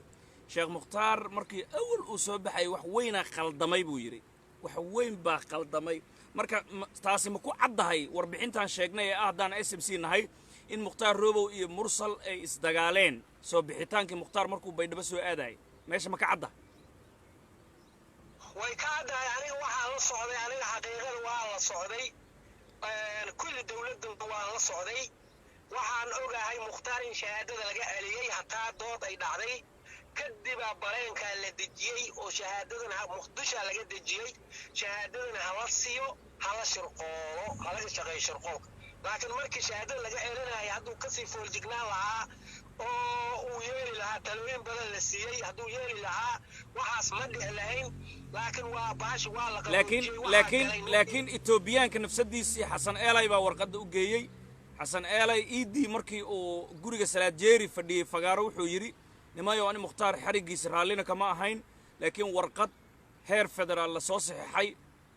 oo qabiilka oo dhan ay soo saxiixeen oo shariif xasan uu soo saxiixay oo statekii meeshan ay soo saxiixeen qaad adiga etoobiyaanka u gee keliya la yidhi etoobiyaanka xataa macnihii mukhtaar qabta keliya kuma qaban ma dhihi karnaa marka ilaa iyo saxiix ay gacanta macnihii laga saaro adeerow fileer waxay dhahaan raxweyntu fileer gilgilisho makiinku goxaas fileertu hadday ku gasho waxay leedahay laba gan anigaa gemi jirnay ee ilaahana weydiiya baashaan anigaa dad ku dili jirnay laba ganay leedahay labadeeda gan hadday ku galaan in lagaa gooyo waayo labadaas gan way soo jiidmay maqaarkaday soo jiidanaysaa waa in labadaas gan toorey loo qaataa la jeexaa saasaa lagu soo bixiya adiga iskama bixin kartid fileer gilgilisho makoo ku goxaasoo la yidhaahdaa xasan ceelaay wuxuu samayn karay saadiqulgaan wuxuu samayn karay oo ah ma yeelayo waana u digi karay dood iyo wixii kaagaako caqli xumo waay macnaha xasan ceelaay fagaaru ka sheegay aniga ma ka warqabin cid ka yeelaysa male qaadi iyo qariyo waay hataa talada halaga qaado adiga dhiig baa leedahay raxween baa dhiig raxweena kugu jiro waxaad dhihi kartaa warqadan aniga ma geyn karo waana fishilinaysaa waana ugu talagalaysaa ciidan buu lahaa xasan ceelay ninka ugu ciidan badan buu ahaa ninka ugu awood badan buu ahaa ninka weliba ugu laandheeraysan buu ahaa marka meesha la joogay wuxuu samayn karay inuu fishiliyo awooddiisana adeegsado laakiin saa adigaba sheegaysid horta bahal sixir la yidhaahdaa jira caalami ah oo dowladaha ku dhaqmaan nin kasta fircoon oo kala ah sixirkaasuu adeegsadaa nin kasta dowlad markuu qabsado laba waay nebigu wuxuu yidhi dadka hadday madax noqdaan laba waay dad akhyaaray dooranayaan dadna saaxiriin iyo shayaadiin sheekh qaasim su-aal haddaan ku weydiiyo isla sixirkan waa la kala saari waayey su-aal haddaan kaa weydiiyo maadaama shiikh aad tahay macnihii qofka qur'aanulkariim dadka ku akhriya oo macnihii geedahana ku dabiiba horta sixiroolo miyaa kow sidoo kale ma arkayse dadkan iyaguna sidii labaajada baabuurka marka la dhaqaayo oo kale fuustooyin biyo intay ku soo shubtaan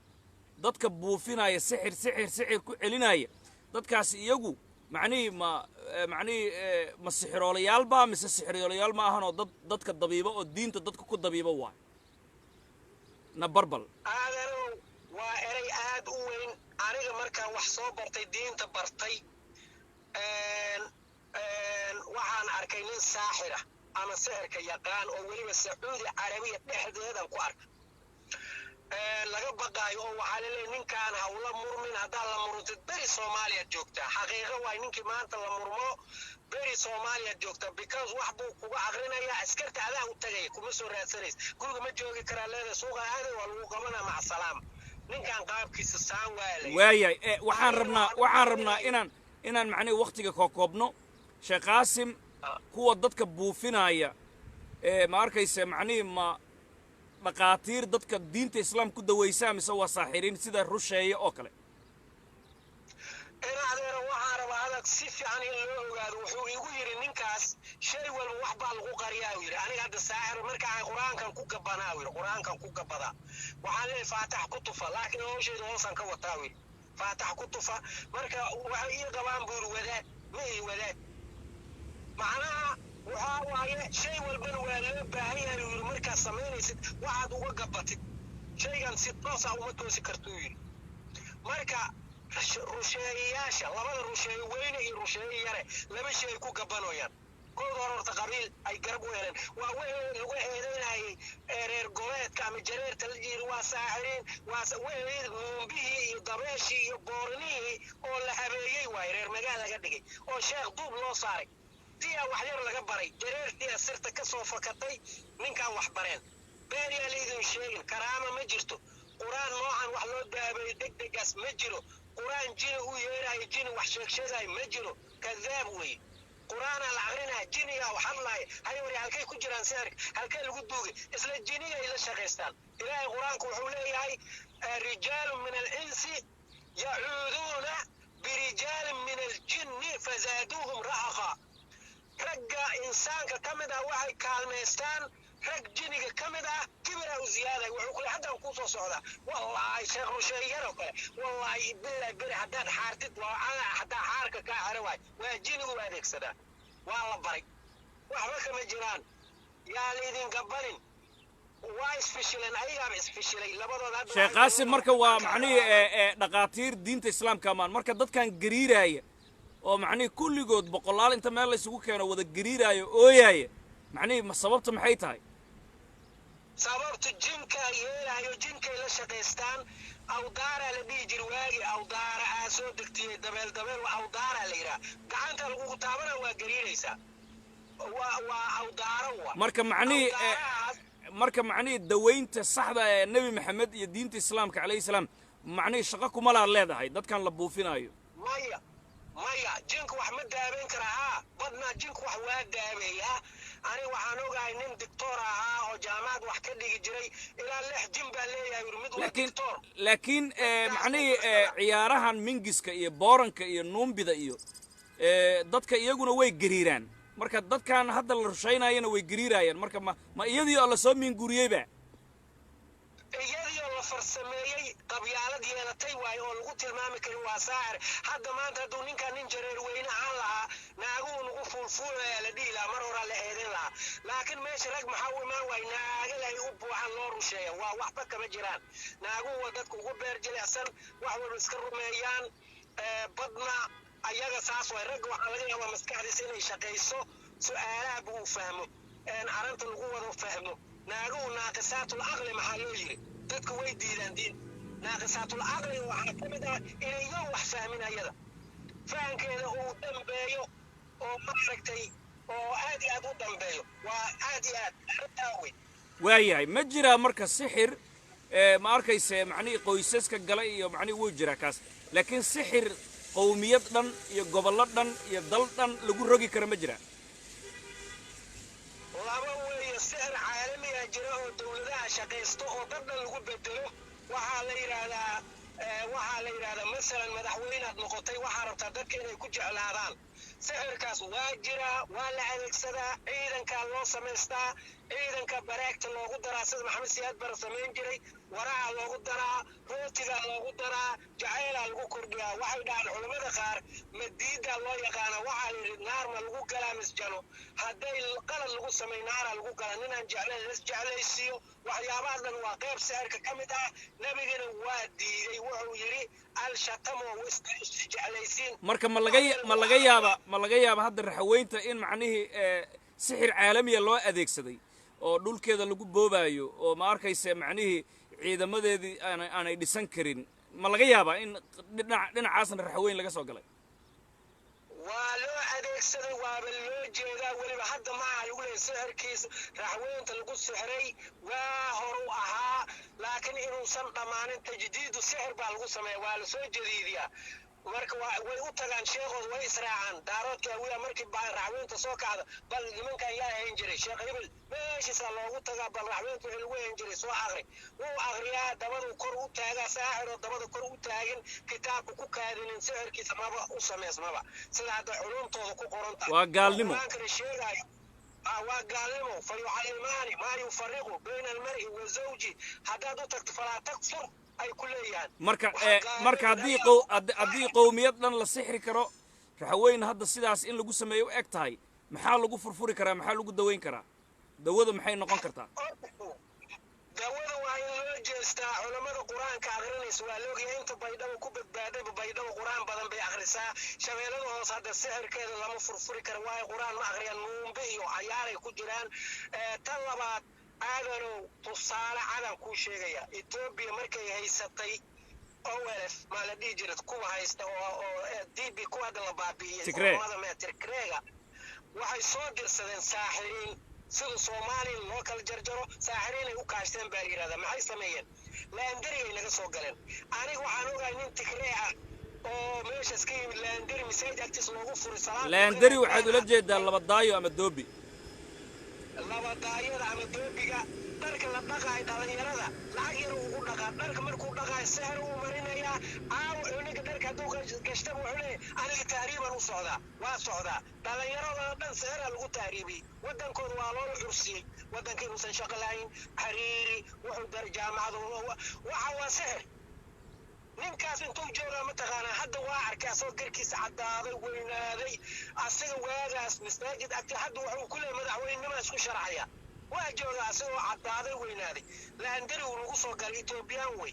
etoobiya waxay nagu soo mari jireen baydhabo diinta hadda soo galay muqdisho si socda lacagaa loo aruurin jiray waa been waaya sidiisaba etoobiya aada ugu badan yahay ugu dambayntii sheekh qaasimo wakhtigoonna kulaalaya daraaddiisii qodobkan mukhtaar roobow in raxweyn uu u xiran yahay aragnay ka dharagnay mar damba marin habaabin macnihii kollay dadka laguma samayn karo hadday caqli leeyihiin waxaan rabnaa inaan u gudubno arrinta haweenkii barooranayay oo macnihii baraha bulshadana hadda la arkay iyagoo lacag loo qaybinayo maantana macnihii la soo dhigay iyagoo dhahaya cid kasta oo inoo yeerata ayaan alyoomka ka qaadannaa waan u oynaa waan u shidnaa waayahay maxaa adiga taasi ay ku tusaysaa iyo siyaasiyiinta iyo dadkan barooranayo u barooran waayey duqaynta kenya dadkii raxweyn ee lagu laayay galmudug gabdhihii xasan shiikh uu qaaday gadaal laga masaxaayo habeen kasta iyo sidoo kale wiilashii xasan shiikh imaaraadka yemen uu ku shubay xuutiyiinta afka loo geliyey la laayey u mudaharaadila bal maxaa ka dhihi lahayd ra'yigaaga horta aadanow arrintaana aad baan u fiirshay nin oo khatar ahaa badna reerka iyaga lagu tilmaamo oo ama dadka oo xoolaha qala lagu tilmaamo ayaa waxaa la yidhi neefkan bal wuu xanuunsan yahaye maxaa cudur ahaya wuxuu yidhaa la yidhi saadun daaj ee degela ka jiisahayd macnaa in la qala maahan daabo kala mala ile waa qalqalato marka arrintan markaan fiiriyey labada sano ciidanka maqan horta ciidan 2 sano maqnaanaya ma jirto saa adigaba sheegtay khilaaf uu jiraa tan labaad ciidankan waxaa loogu soo talagalay dabargoonta qabiilka iyo waxa u shaqeeya beenbeenta in loo soo tababaro sidaas darteed ciidankan ciidan sahlan ma aha ciidankan waxaa rabaa hadday soo noqdaan sida hadda aan u malaynayana farmaajo inuu soo noqdo kadib la keeno howlgalo badan ku fuliya loogu talagalay asigana waa daacay ayagana dibaa loo dhigay si kasta waa ciidan lagu kalsoon yahay eletare waa wadanka keliya tababarkiisana khatarta yahay adduunka dhanaa laga mamnuucay askarigoodana kii fakado oo qaxootinimo isku dhiibo meel xunaa la geeya waa la qariyaa because wuxuu baray waa wax yaab leh tababarka adduunka eletare hayasina waa meesha islaamka lagu jebiyey islaamkan hadda inay muslimiinta u gargaareen iska dhigayaan taariikhda markaa akhrisatid islaamka eletariya lagu jebiyey islaamkii oo aad arkaysay cuthmaaniyiintii eletariya lagu jebiyey dadka islaamka laayay ugu badnaa waa eletariya marka ma kasi karna afwarki taariikhdaas inuu haysto islaam burburin maadaama la yidhaahdo shabaabka lagu eeday inuu asiga taageeri jiray ulajeedadiisa ma ahayn shabaab jaceyl waxay ahayd burbur inuu sameeyo etoobiya uu ku burburiyo soomaalida ku kala jarjaro laakiin in loola heshiiyo dan baa ku jirtay waxaa dan ugu jirtay ninkan waa nin loola yaabay waayahay ciidamada aan u noqonno marka iyo dadkan barooranaya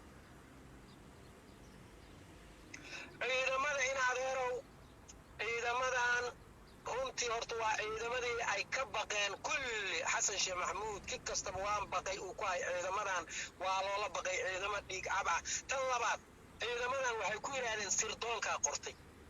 ciidamo sirdoon qortay inay farigeliyaanba ma aha ciidanka waxaa loogu talagalay dharcad waaye soomaali oo dhan in lagu daadiyo dharcadkaas hadduu batane ciddii dhuustay soo sheegayaan ciddii inqilaab waday soo qabanayaan marka waa ciidan hataa waxaa laga yaabaa qaarkooda jaal la keenay habeennimaa la soo geliyay waxaa laga yaabaa ciidamadaas waa maqayii la leeyahay gabala iyagu lagu aqoonin la geeyey ugu yaraan 3,000 ama 4,000 waa la soo celiyay oo waddankay ku jiraan qaar in la keenay anaaba ogba waa macquul waayo ciidamada yaa qortay afkooda ku sheegaan nabad sirdoonkaa qortay yidhahdeen military ma qoranin waaye garanay laakiin waxaan rabnaa macnihii baroortaanaan rabnaa baroorta dadkan barooranaya ii gal macnihii kenya maxaa loogu barooran waayey rushayntaay geysatay hadda dadkan barooranaya in adeerow kaambeen waaye baroortan ma aha ilmadoon ma aha kaambeenkay ka mid tahay in farmaajo ila wax wal waa ceebtiyaa lasoo saarayaa xasan sheekh maxamuud ka fiiri hadalkiisa muxuu yidhi asaga waxaa lagu eedaynaya gabdha gate asagana erey wuxuu kusoo gebagabeeyey wiil caruur gate waa kaambeen oo iska caadi ah oo lagu kaambeen garaynaya tan labaad waxaad ogaataa aadanow ninka la yidhahdo kheyr allah siya rooble shalay hadalladiisa waxaa ka mid ahaa oo wuxuu la kulmay ciidan qabiilka la yidhahdo murusade shalay ay u yeereen daynuunay maa la yidhahdaa meesha la yidhahdo ugu yeereen dayniile waxay yidhahdeen dayniile waxa uu yidhaahday xasan alkhayre iyo farmaajo inay iisiman yihiin horta qalbiga gashta tan kale waxaa nala yidhaahdaa buu yidhi jini iyo jini arag haddaan nahay aniga ii daayuuri maxaa wuxuu ka wadaa waxaa la yidhahdaa daarood waa jini maxay ahayd habargidirna waa jini arag marka arrintaan igama qarsana weya wiya daatin iyo aamina waa erey cajiib ah wiya hadday ku qaalici karaan wa jini iyo jini arag buu soo qaatay ra-iisul wasaaraha aadan ugu hambaliyey ereygaas inuu xasuusiyo oo habargidir aan la mara cabaabin karin ayaga ay ka jeceshahay talada weli inay u dhiibtaan duubka iyo talada habargidir ay ku wareejiyaan aaday ugu fiicneed waa niman daaroodka arki kara siyaasadiisa marka aadanow ciidankan habrahad barooranaya ma ahas dhab ma aha waa kaambeen oo caadi iska ah si siyaasiyiintoodu u hadlaan sida xasan sheekh maxamuud hadlay wuxuu yidhi caruurta aniga waxaa laygu yidhaahdaa uu yidhi dumar gate asigana wiilal gate marka waa iska kaambeen 2 sana laga hadli waa hadda laga hadlayaa waxba kama jiraan sheekh shariif waqtigiis wuu ka hadlay muxuu u dabageli waayey waxba kama jiraan marka taas waxay u eg tahay waxay rabeen ayagu ayay waayeen ciidamadaas waxay rabeen in loo soo tababaro qaranka ugu mid noqdo ayaga naftirkooda ay ka shaqaystaan isaaqa aadaa loogu soo qaaday nimanka isaaqa taa inay ku qabsadaan hargeysa lagu qabta loogu talagalay ciidankan ciidan yar ma aha hargeysa waxaa ku daliila gadoomiye calaxa cabdi xaanshi inuu qaylinayso uma arkin hargeysa way u badan yihiin ugu yaraan 3,000 wiilala laga soo qoray hargeysa loo tababaray inay la wareegaan hargeysa xukunkeeda oo dhan one time hal mar marka waa ciidan qarsoonay ba ahaayeen ciidan qarsoonay ah waa laisku raacay sirdoonka waddankaana qoray inay banaanka soo dhigaan waa kaambeen way isku raacsiin kulligood way isku raaceen baarlamaanka wuu ogaa cabdi xaanshaan wuu ogaa laakiin baashaa kala fadhiintay soomaa waaye laakiin macnihii hooyooyinka ma waanay caruurihii kenya ay duqaysayna aysan u hadlaynin mucaaradka maxaa kenya ay uga hadli waayeen duqaynteeda hadda in adeerow mucaaradka wadani ma aha mucaaradkan waxa weeyaan waa muwaadin iyo mustawdin baa la yidhaha dadka muwaadin ninka waddanku u dhashtay waa mustawdin nin wadani laga dhigay marka qadiyadooda waxay u eg tahay dad wadani laga dhigay wadani ahayn waayo waddankay kala doorteen waddankay kala fadileen dadkay kala fadileen weli qabyaaladay raadinooyaan marka waxay la mid tahay anigu wax daarood ka dhintay ama wax habargidi maxay ahayd maryaxaan ka dhintay maxaa naga galay waayahay cabdiraxmaan cabdishakuur waayeel waaye arag professor jawaari ayuu gurigiisa booqday cabdiraxmaan cabdishakuur markii jawaari markii baarlamanka laga tuuraayay kursigaasi way caynayeen eelaay xun waaye ay dhahayeen maxay kula tahay hadda cabdiraxmaan cabdishakuur waxa uu jawaari uu ka rabo midda kale jawaari haddii uu caawiyo cabdiraxmaan cabdishakuur iyo madaxweyne ay noqdaan ay kursiga qabsadaan intay baxaan miyay garowe isbaaro dhiganayaan iyo hargeysa xaggee aadi doonaan hadday kursiga qabsadaan mise shabeellada hoose ay u soo socdaan horta aadanow weligaada ma maqashay cayaarta waa final ma maqli jirta cayaarta finalka laysku imaana horta bahashaan waa final cabdiraxmaan cabdishakuur iyo qoladiisana hadday qabiil wax ku heli waayaan horta one vote one man inaysan wax ku heli doonin way ogyihiin bahashaan intii la caburin kara inay caburiyaan ilaa iyaga wax ay ka helaan marka ilaahayna wuxuu yidhi wamaa tashaa'uuna ilaa an yashaa allah war idinka waxba ma dooni kartaan ilaahay inuu wax doono mooyaane caburintoodana hadda gebagabay maraysaa kama dambeen waxay hadda ku soo marka su-aashaydu waxay tahay haddii ay guulaystaan jawaari hadda uu caawiyo ay guulaystaan garoowe miyay isbaara dhiganayaan waayo dastuurka galmudug waxaa ku qoran galmudug hadda waa gobol iyo bar laakiin dastuurka galmudug waxaa ku qoran in galmudug ay tahay ilaa iyo burtinle oo ah afka garoowe waayahay macnihii ilaa iyo haddana habargidir iyo hawiye iyagoo dhahaya dhul baa naga maqan ilaa iyo burtinle annagaa leh meediyaa la fadhiyo ma aragno balse unukaa leh ilaa iyo buurhaka bay la taagan yihiin meeshii dastuurkooda ku qornayd ilaa iyo burtinlena macnihi ma sheegtaan mana u dagaalamayaan su-aashaydu waxay tahay nimankan haddii kursiga ay qabsadaan hawiye ma waxay u socdaan inay garowe isbaara dhigtaan iyo boosaaso bandarqaasin ama hargeysa iyo awdal iyo baki ilaa iyo lowye cadde mise shabeellada hoose keliya ayay u soo xoogaysanayaan iyagu toos iiga jawaab su-aashaas sheekh qaasim adeerow hadda waxaa la yidhi soomaalidu waxay dhahdaa sadar dhammaystiran ama sadar cad su-aal ka dhan nimankan qisadooda kooban ayaan ku sii rabaa oo ah fircoon howlihii waday oo kala gogoynta dadka iyo inuu dadka kala qaybiyo dhulka asiga haystay qabiilkiisa inuu kor ka dhigo oo ilaahay uu leeyahay inna fircawna calaa fil arli dhulku waa iska saraystay wajacala ahlaha shiican dadkuna qoloqoluu ka dhigay yastadcifu daa'ifatun qolada inuu gumaystuu rabaaday oo yudabicu abnaahum wiilashooduna wuu laayay horta dadkan ti ay la midta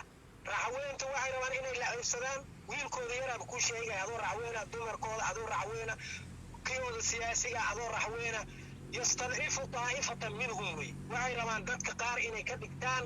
addooman iyo dad ayaga loo shaqeeyo marka fircoon maxaa ku dhacda qisadiis fircoon waxaa la yidhi ibliis baa u yimid wuxuu yidhi nin fircoonow waxaa wadid aniga hataa ma samayn waxa adiga samaynayso aniga hataa ibliis ah ma samayn markaas adiga yaa taa ibliis marka wuxuu yidhi nin haddaan adiga samaynin ka waran haddaan iska noqdo tooba aan la imaado maayo mayuu yidhi hadda waa gashu yidhi oo adiga waxaa tihi ana rabbakumul aclaa kelimadaas wax laga noqon kara ma yidhi ha ka noqonin ku sii jiruu yidhi ilaa ku dhimanaysa laakiin ogow anoo ibliis ah ma samayn ereygaas marka nimankan sheekadii ibliis waaye ku sii socda bahasha fishilkii meeqaa jeer bay fishiliyeen doorashada hadda nin hawiil loo dhiibay waxay ku leeyihiin maxay ahayd guddigii weli lama sifayn cabdiraxmaan cabdishakuur wuxuu u yahay wax la yidhaahdo aniga haddaan hadlan adiga noo hado asaga saasaaba mar hore loo reeba aniga idinka mid noqon maayo aniga waxaan ahay fangaraaraa la yidhaha soomaalidu fangaraar bay tidhahdaa wax baa laysku raacayaa nin baa fangaraar naqanaya meel intuu istaagu u leeyahy waxba kama jiraan asiga hor siyaasadaasaa loo sameeyey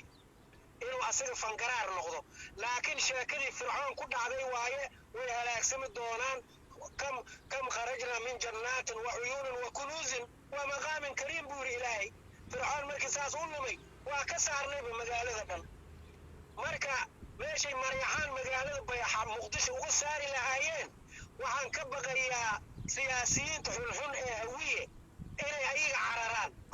sida fircoon u cararay waay su-aasha ugu dambaysa gobolka shabeellaha hoose doraad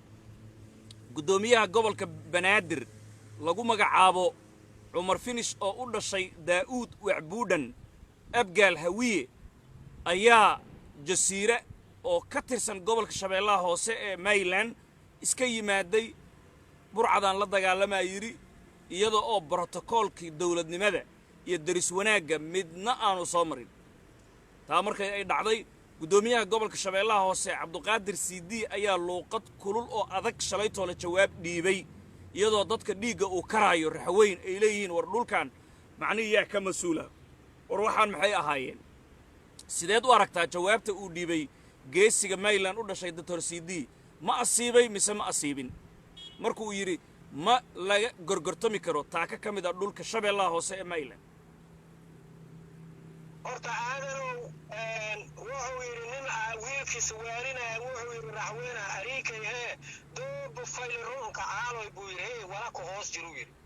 cabdiqaadir waa nin geesi ah anigu waa ku ogahay jaamacada isla soo dhiginay aqoon weynaan u leeyahay wuxuu asaga ku dhaqaaqayo iyo wixii soo wada waa aqaanaa ma ahi aniga nin cabdiqaadir hadda dadka cd bay dhahan anigaa u bixinay magaca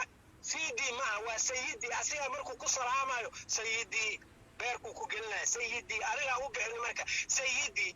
sayidiida dadka cd bay iska dhahan asalkeeda sayidii wey asiga markuu ku salaamayo sayidii dad dhihi jiray marka cabdiqaadir garaad wuu baxay murusada u tagay murusadu la heshiiyey dad murusada oo maamulkaas gobolka banaadir ka mid ah u yeeray wuxuu yidhi calin baan qotiminaynaa koonfur galbeed asagoo gobolka la tashanin hadda ra'yigayga wey waa murusada keliyuu la heshiiyey nin murusada meesha yimid aniga murusada walaalaa nahay asxaabaana marka ma u malaynaysaa ninkan abgaal jawaab inay u tahay murusada asiga la xiriiray macnaha jawaab waa la bixin karaa dadkan waa siyaasiyiin maadaama asagaba dhinacan murusada kala heshiiyey meeshaana habargidir way ku jirtaa abgaal wuu ku jiraa marka waxaa la leeyahay ninkan siidii asiga gobolkaas oo la soo xiriirin calankan iska khatumiyey dhul murusada ku khatumiyey anigana baljaziira xaggeeda aan baroobaynayna meeshaan maya laakiin tallaabada uu qaaday soo tallaabo raganimo leh ma ahan inuu yidhaahdo anugu kaaraan intaan iska tago ogeysiis la'aan guddoomiyaha gobolka banaadir brotocool ma ahan raalligaraynah ka dhiibo inuu meediyaha ka dhaho wixii qarsan ilaahay baa og laakiin sow hadalkaasi hadal raganimo leh soomaan hadal ragnimo leh oo weliba xaniifa la yidhahdaa xaniif iyo xaniifad wey xaniif waa nin toosan xaniifan musliman xaniifadna kacdoonkaa la yidhahdaa ninka cawaatifna waa la yidhahdaa kacdoon marka waa macnihii cd macnihii si raganimo leh ayuu macnihii uga baxsaday baad leedahay inuu macnihii soo istaago uu yidhaahdo dhulkaygii ma lagu gorgortamaayo anoo maylana laakiin aniga waxaan ka baqooyaa mid aan ka baqooyaa jirta oo ah dagaal kale hoosaad in lagula abuuro oo hadhowdii rabshadna soo gasho oo bahashaa la kulaaliyo ma rabno diblomaasiyaddii uu raadiya ha ku raadiyo baraha bulshada waaya su-aasha ii dhegaysa brotocoolka waa inuu lafta gareen u noqday ahayd oo la tashto oo caramo laga soo saaro oo isla hadlaan oo cumar oo waxba laga dalbanin baraha bulshada iyadoo waxba loo marinin oo nidaam diblomaasiyadeed hadda asiga nidaamka diblomaasiyadeed asaanu ku xadgudbay inuu baraha bulshada u marsiy waxaa dhaantay inuu lafta garan u dacwado ilaa meeshaas waa loo dhiibtay inuu asagana iska hadlaade lafta garan maya laakiin macnihii madaxweynaha macnihii wuxuu yidhi sida uu yidhi anoo ku hadlaayo macnihii in ay xiriireen macnihii buu muujinayay soomaan madaxweynaha ma oga cumar finish inuu yimaaday waa muujinayay aniga waxaa kalaa ii muuqata in ninkaan la yidhaha sayidii ama cabdiqaadir gobolka shabeellaha hoose inuu isla haysiiyey waa ka baqoya meesha nimankan aniga dadkayga waaye siyaasaddan falanqaynoyaa wax walba laga foorjignaado waaye ninka walaalkaaga suu wax u wada la ogaado waaye maya laakiin annaga macnii annagoo wax kale u gelin jawaabta uu siiyey cumar finish waafi ma tahay raganimo ma tahay haa maya intaas waaye aniga su-aashayda waafi ragnimo jawaab la celiyo tan ugu qurux badan oo digli mirfo soo nooleyn karta dadkiisa wax ku abuuri karta oo weliba la dareensiiyo oo shalay sida ayagoo iska imaan jiray maanta in nin waxay geysteen dilaaya oo laandheere la yidhaahdo oo dilka u qaabilsanaata raxweynta meesha ku dhowdhow iyo badda ku dilo ayaa meesha u jooga inay iga leeyihin nin murusada inuu yahay ilka dhaadheer oo laandheere ay u bixiyeen oo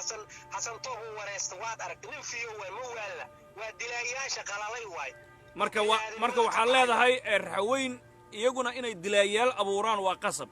dilaa unbaa kaa celiya waa qasab oo jaziire ay geeyaan oo marka umar finisho la ogeen imaado isbaarada caawi horta haddii meesha ay leeyihiin isbaaradooda inay joojiyaanay ahayd oo sidii daraadba xasan sheekh maxamuud loo xabadeeyo kale loo xagadeeyo meeya isaga muxuu u sameyn waayo intaas meesha see lagu soo galay layskaga noqday maamul kama jira miya hadduu maamulo yahay meeye aad iyo aad buu u mahadsan yahay kaasi waxa uu ahaa sheekh qaasim sheekh saalax oo ma arkaysa macnihii stuudiyaha wareega ee Southern Media Corporation SMC loo soo gaabiyo marti inoogu ahaa sheekh qaasim waqti fara badan ayaan qaadanay waxyaabo badan ayuu inoo ifiyey annagana waxaan rajaynaynaa in ma arkaysa si xaqsoornimo leh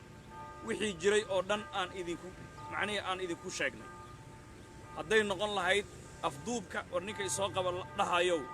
teleefonkaygu waa taqaanaa soo qabso haddii hadal uu kugu jiro hadal whatsappka laakiin isoo qabo macnihii maanta oo dhan sabuuradda ku soo qorin adoo raalli ah walaalka wata anas macnihii isoo qaba keliya sabuuradda ha ku buuxin waayo dad baa macnihii fiirsanaya oo sabuuraddaasi u kaala dhexeeyaa dhammaanteen aan wadaagnaa marka nin walba fikraddiisa ku soo qora laakiin isoo qaba keliya haddii aad soo qortid waa laga fiican yahay walaalayaal barnaamijkan halkaasaanu ku soo koobi doonnaa haddii allaha awoodda leh uu ka raalli noqdo waa warbaahinta Southern Media Corporation iyo stuudiyaheeda wareega oo ma arkaysa macnihii walaal baa soo wactamay isaga waa qiimaynaynaa isagana hello السلام عليكم أبو آدم وأكو سلامي أنت كنت جيسنا يسوي والكيو وعليكم السلام سو دو وضو سو كوباي حلقي جبجبدان كله نهاي قضبضة وحوي أرنتا برورتا إيو تن مختار روبود مدة أربتي ذاك هاللي كرتا وأنا سو كوباي إن شاء الله أوكي ويا وهرت وحار هرت إن شاء الله وهر وأكو شجعني مختار روبود إن شاء الله إلا سودينا لكن لبضع منه وكسر دمام دونا هذا حسستي كلواتان كوري وأجد سما نعم كم دكانانا يوم كوري فرماجة ما كنت دكانانا يو إن شاء الله واتان ركو شجع هذا نويد عدون بإذن الله تعالى مد هذا كلوحة ربا نمك ناقي سلي برورنا فيريا ناشان وحا كجرو معارك كجران كشي بفيريا وحا كجرو لبدا قدومي أقل كسرين ننكل دهايو عبد حاشيكو أكمل ياشا كذا فيري عبد حاشي هذا بركة وضو ناقي سلي ناقي ناشكم داراداي والله يري meesha la geeyay ayagoo ilaa iyo 7 naagooda warkayga si fiican u dhageysbadaan aad iyo meesha la geeyay waa laga saxiixay waxa la yiri waxaan dacweynaynaa maxamed cabdullaahi farmaajo arna maxkamadan ku saarno noo saxiixa naagii warqadii way saxiixeen way fahamsama ninka saas yeelaayana waa kan aqalka sare kan ku xigo waa ninka habar gidiro saleebaanke abshir buqaari waa kaas ya ما يفهمت ولا الكي كوسع ننكاس أيا شاكرا وضو يا أبي وحاسل وضو يا قدومي أقل كسر عبد حاشي كلام الله كرد اللي بدو ذبي وايفان سما فتنة وعيقة marka laakiin naagaha macnii qaar waalid way noqon karaan laakiin kuwa aan waalid ahayn soo ma jiraan macnii sida hadda baraa bulshada iyagoo lacag loo qaybinayo aan aragnay sida qaarkood iyagoo macnii dhahaay cidii noo yeerata annaga bariiska alyoomkan ka qaadanaynaa oo ummadoo dhan ay soo sheer garaysay marka gabadhii 19 February mudaharaadkii Cabdiraxmaan Cabdishakuur la socotay midii marada guduudneed ee asayga xiratay ee isbooy ooynaysay shalay macnii dadkaasi waa dad shaqaalaad leeda shaqaale waxay u shaqeeyaan nimankaana u shaqeeyaan fiiriya Cabdishakuur iyo waxay u shaqeeyaan ninka la dhahay gudoomiyaha aqalka sare iyo ninka Saleebaan oo Buqaari fitnadaas way waxa hawsha laakiin maxay hooyooyinkaasi haddii hooyooyin macnihii caruur Soomaaliyeed ka naxay ay yihiin maxay duqeynta Kenya dadka shacabka maantida lagu Kenya ay duqeysay maxay ugu barooran waayeen iyo xasuuqii xasan daahir aweys iyo sheekh shariif iidaale iyo daynuunay ardaydii ay ku dhameeyeen maxaa macni looga barooran waayay ma laga hadlayo taas ma rabaan hadda inay ka hadlaan way faham sababtoo ayaga waxay rabaan meeshaan hadda fiiri gabdhaha meeshaan la geeyey midaa ku jirta 20 jira weligeed ixmad dhihinaan ku yiri ixmad dhihin weligeed ma dhalin ay lahayd cunugaa la iga maqan fiiriya waa la soo qabtay waa la socotaa xasan weligaa keena waxaasoo dhan waa la keenay ما يفهمت ولا الكي هذا حتى وسوق بسواء كي ويفهم سما أوكي مد هذا كلا وحى ويناجها مشالي نقدر وحى كجري فيري أو شركة أفريقيا أو رفشال جوجو أو ناجها برجدرا بجرو أو لكن ويلا شو ماشي يجران لكن صدق بريكو هذا كهري لعب لي ويلا شو فيريا صدق بريكو هري لعب لي ويل وجايين قبلها ولا صاصري lama ma u malaynayn waxay dhan waa iska bixi soo baxaa aad lama daaraadna kuwa kalaa soo waday qaarkood kuwa wax yar ah ku jiray oo ilmahooda meesha ku jireen laakiin kulligood way wada ogaayeen ilmahooda inay fiican yihiin inay dhib qabin way ogaayeen laakiin habarta kaleeto iyo kuwa kaleeto ilmaha dhalan iyo kuwa kaleeto waxaase kaaga sii taran aadanoo fiiri walaalow qof muslim isku sheegayo oo ku dhahaya lacagaan iska qaadanaya aniga lacag la qaadasho lee waayo oo ilmaheeda siinaysa xaaraanta beenta ay ku soo heshay maxay ka sugaysaa ilmahaas faa'iidada laga sugaya ma ii sheegi karaa ma laga hadli karaa faa'iidada ilmahaas laga keeni karaa dhow oo xaaraanta lagu quudiyey oo lagu koriyey intay aadayaan walaalo yaa aniga marka waxaa waaye nimankan fidno cad ninka la dhahayo aan la iska qabta haddaanba dhahaa aniga naag saleebaan oran karaa waa ifansama ninka la dhahayo bukhaari waa dulmiile waa midgaan yaxara waa ifansama oo danayste ah ilaahay irinkiis nama soo noqonayaan ku iri markaan waxay leeyihiin farmaajo war farmaajo wax noo dhaama ma hayno xaqiiqda marka laga hadlo midgaan iyo yaxar dhibaato ma keenaan laakiin midgaan waxaa loo macneeyaa sida soomaalida ay u taqaano si ka duwan qofka macnihii dhaqan diin aan lahayn oo macnihii ilaahay aan ka cabsanaynin ku soco waa munaafiq ibliisa oo ilaahay ka fartiyo awliyadiisa iyo rasuulkiisa waa nimankaas waa ifaansamaa walaalkay ninka la dhahayo bukhaari oo hadda ay maqlaysa hadda kaleeto naag saleebaana oba kara weliba waa ifaansamaa cabdi xaashiyada waa kula soconaa markaaga horebo inaad la shaqaysanaysa halkaas iyo maxaa la dhihi jiray muushishaani may fahamti ooba rabta koonfurta inaad tirtirto waxaas iiga sii daran kuwa habargidista sheeganayo oo ka daba ordaay nin isaaqa adduunyada taasaaba iiga sii daran ba ani waa ifaansamaa wiilasha kaleetoo raxaweynta oo askarta laga dhigay oo ciidanka la dulminayo oo la laynayo wallaahi inaana been kuu sheegayn waa ifaansamaa qof muslina in dhiiggiisa la daadiyo waa qalad may fahamti waaba qalad dhiig xala in la dhiigu biyo maahan walaalo way fahansamahan qof dhan oo bilow aadan oo ilaahay naf geliyey in la dilo ama dhib loo geysto waa qalad wiilasha in lugaha laga jiro oo la khiyaano waa qalad aniga waxaan dhihi lahaa soomaaliya siiba reer digir iyo midhif isku duubnaada oo iska celiya cadowga idin tagaayo oo cirbaha u jara xaqiiqda markii laga hadlaayo aad iyo aad baad u mahadsan tahay gabadhaasi waxay ahayd daawadayaasha warbaahinta SMC oo istuudiyaha wareega martida inoogu ahayd walaalayaal jimco wanaagsan waxaan rajaynayaa in aan wakhtigeenna qaadannay ilaa iyo saacado ama daqiiqado badan inaan qaadannay daqiiqadahaasi aan qaadanaynayna waxaan rajaynayaa qof walba ra'yigiisi sida uu yahay inuu macnihii u jeedisan karay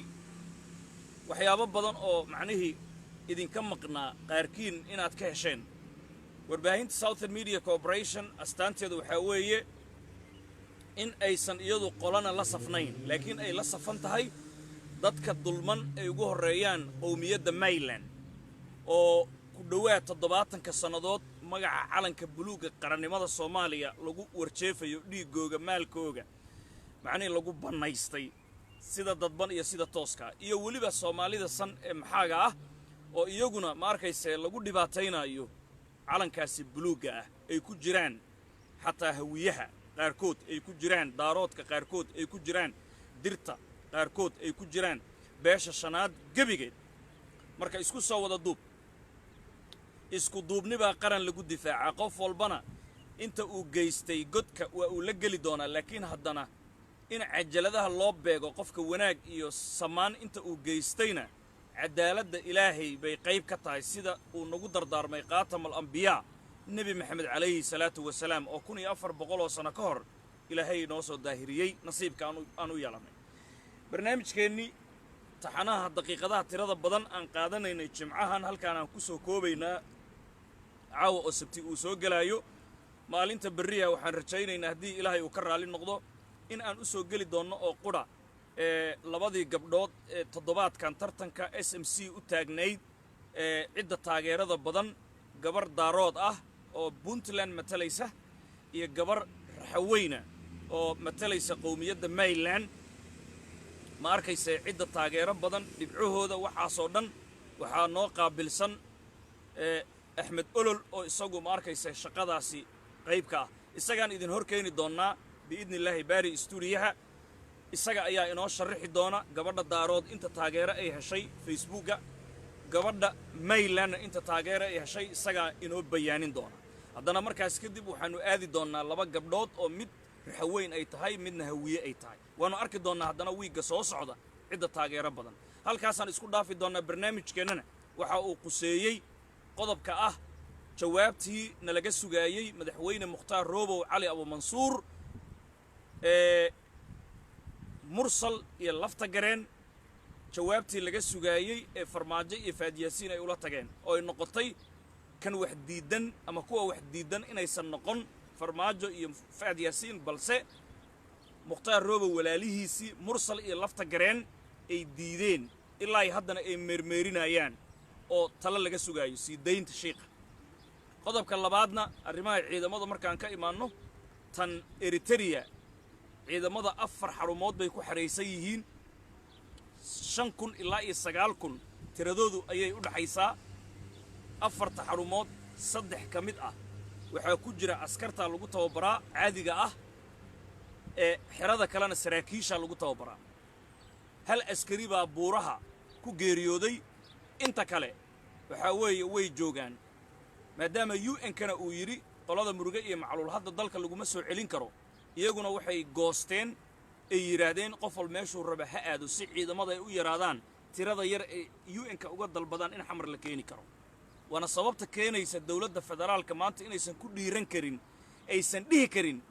intay media soo istaagto ciidamada saasay u imaan la'yiin ma dhahayaan laakiin annagaa sheegayna ilaan annaga bariis nooma hayaan labada dhinacba sidoo kalena ciidamadii markii la yidhi iska baxa ciidamadii ugu badnaa raxaweyn bay ahaayeen qolada dirtaa ku xigta Soomaali oo dhan baa ku jirta qabiil ka maqan haba yaraatee ma jiro waxay goosteen majoritigoodu in ay joogaan xilligii dawladdu ay soo qaado in ay sugaan xeryahooda ay ku jiraan hal askari oo loo qaaday Tigray ama Ethiopia ka dagaalamayna haba yaraatee ma jiro waa been iyo propaganda ciidamada inta ay meesha ku jireen mucaaradka way la xiriireen waxay u sheegeen in xamar lagu kala guuray waalidiintoodu ay qaxeen la baabacay si ay macnii warwar ugu noolaadaan oo xeryaha uga soo baxsadaan ilaan ciidankaas in dalka la keenayo ogiin oo tababarka waalan la soo siiyey marka isku soo wada duub barnaamijkan halkaasaan ku soo koobaynaa hadday waxba lagu fasiri maayo wixii siyaasadaysan ishaada ku macallinka ah mucaarad iyo muxaafidba waxay qaldaayaan anagu waan sheegaynaa ma arkayse macnihii digil iyo miriflana waxaan ku adimaynaa aan ku celinaynaa aan mar kale iyo mar saddexaad aan leenahay mukhtaar roobow adinkuu idin xiran yahay lambar 1 lambar 2 lambar 3 lambar 4 lambar 9 lambar 10 ee shiiqaasi haddaad ilaahay taqaanaan oo rasuulkiisi aad taqaanaan culayska ka kor macnihii ka kor qaada daraadiinu u xiran yahay ee bariiskiisa uma xidhna ninka 8 milyan loo gaaray oo iska diiday waaye qadiyadda Mayland raxaweyn dhulkeedoo la boobayo dulman oo makiinadan sanaacatul mawt shabaab loo adeegsanayo isla markaana calanka buluuga loo adeegsanayo waxaasuu u jeedaa waana nin fahmay ee la waastayn karee ninkan awalba hu idaarooda duulaan ku ahaaye raxaweynay adigaa xaniyaha iyo lugaa ishaya oo wax isu ogoli la adigaa inaa isxukuntid adigaa quuri waa ku haystaa laguna baabi'inaya shiiqaas isagaa haddii ilaahay aad taqaanaan dhaaf haddii kale hal baad u dhammaanaysaan sida kuwii dulmiyey ay u dhammaadeen oo kale wax fayow ii sheeg hadda mukhtaar roobow intii dulmisay wax fayow ii sheeg shariif xasan jirkiisi sidii mafafaay ama babaay mashadooyuu noqday 60 iyo dhowr sano jira bal fiiri 60 iyo dhowr sano wadaadka xalaal ku koray oo macnaa xaqunnaas aan qabin waxa way uu nuuraya jirkiisi qofka macaasiyoolka maxaa lagu yaqaanaa wajigiisu waa madow yahay ma nuuro saaxir macaasiyool iyo ma arkayse qofka xaasidka ah macnaa abadan ma nuurayaan isku soo wada duub salaada lagu nuuraa tawxiidka lagu hodmaa nin baa heesay Allah u naxariistay wuxuu yiri nabadda waa lagu tarmaa turxaan ka jirbaan ku yiri balana lama toosiye ha taabanin baan ku yiri tawxiidka lagu hodmaa turqa maal baan ku yiri hatta macnii balaayada lama toosiye ha taabanin baan ku yiri ilaahay ha u naxariisto waxaan ula jeedaa war xaqunnaas ha la iska dhaaf Soomaalida hadda ma u taqaano xanta inay dulmi tahay xanta inay la mid tahay adoo walaalkaaga hilibkiisi goosgoosanaya oo midi lagu siiyay inay tahay ma oga maanta oo dhan taleefanada qofay xamanayaan macnihi hawl kala male adduunka lama socdaan qabiil isgoosgoosasho qofkii markii uu ka hor yimaadana munaafiq waayo wuu kuu qoslaayay waji caabud waayo markuu kaa tagana haddii koob caanaa ama uu ku siiyey koob biyo ah wuu kugu sheegana maalin hebel baan macnihi bariis maalin hebel baan gurigayga wax ka siiyey sidaasna sadaqana maahan waa mannaan islaamnimo ma ahan dhaqan suuban ma ahan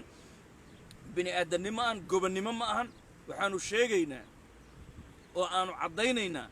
soomaaliyay dal hodan baad leedihiin qof walba deegaankiisa lagu ixtiraamo danaysta ilaahayna caabuda adduunka waa maalmo kooban dalkan waa loo soo socdaa in macnihi la cuno halyeeyadiina dhiirigeliya tuugadiina kan kugu qabiilkaana qabo ilma adeertaada runta u sheeg kan toosanna garab siiya macnihi ummaddu ha hagaagto dalkana macnihi ha xoroobo maygana macnihi 60 sano ayay maxaagu dawladdu hogaaminayeen soomaaliya madaxweyne may ha ka noqoto number 2 kadibna beesha shanaad kadibna dirta ka noqoto cadaaladda hal la simo sidaasaan ku baaqayna haddii la rabo in la wada dego ilaan dalka waa la wada leeyahay nin iyo dooqiisa uma qaybsamo isku soo wada duub halkaasaan ku soo koobi doonaa jimco wanaagsan walaalayaal dardaarankeena waxaa weeye camalkana ilaahay dartii u qabo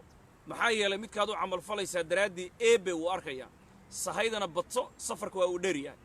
xamuulkana iska yaree sababtay takaabadda la fuuli doonaa mid adag weeyaan nafta la isu dhiibayay la isma siinin haddii muuqaalka ka horreeyay nala kala qaato xantana dumarka ha loo daayo inkastoo aanay u bannaanayn idama le jannatul firdowsi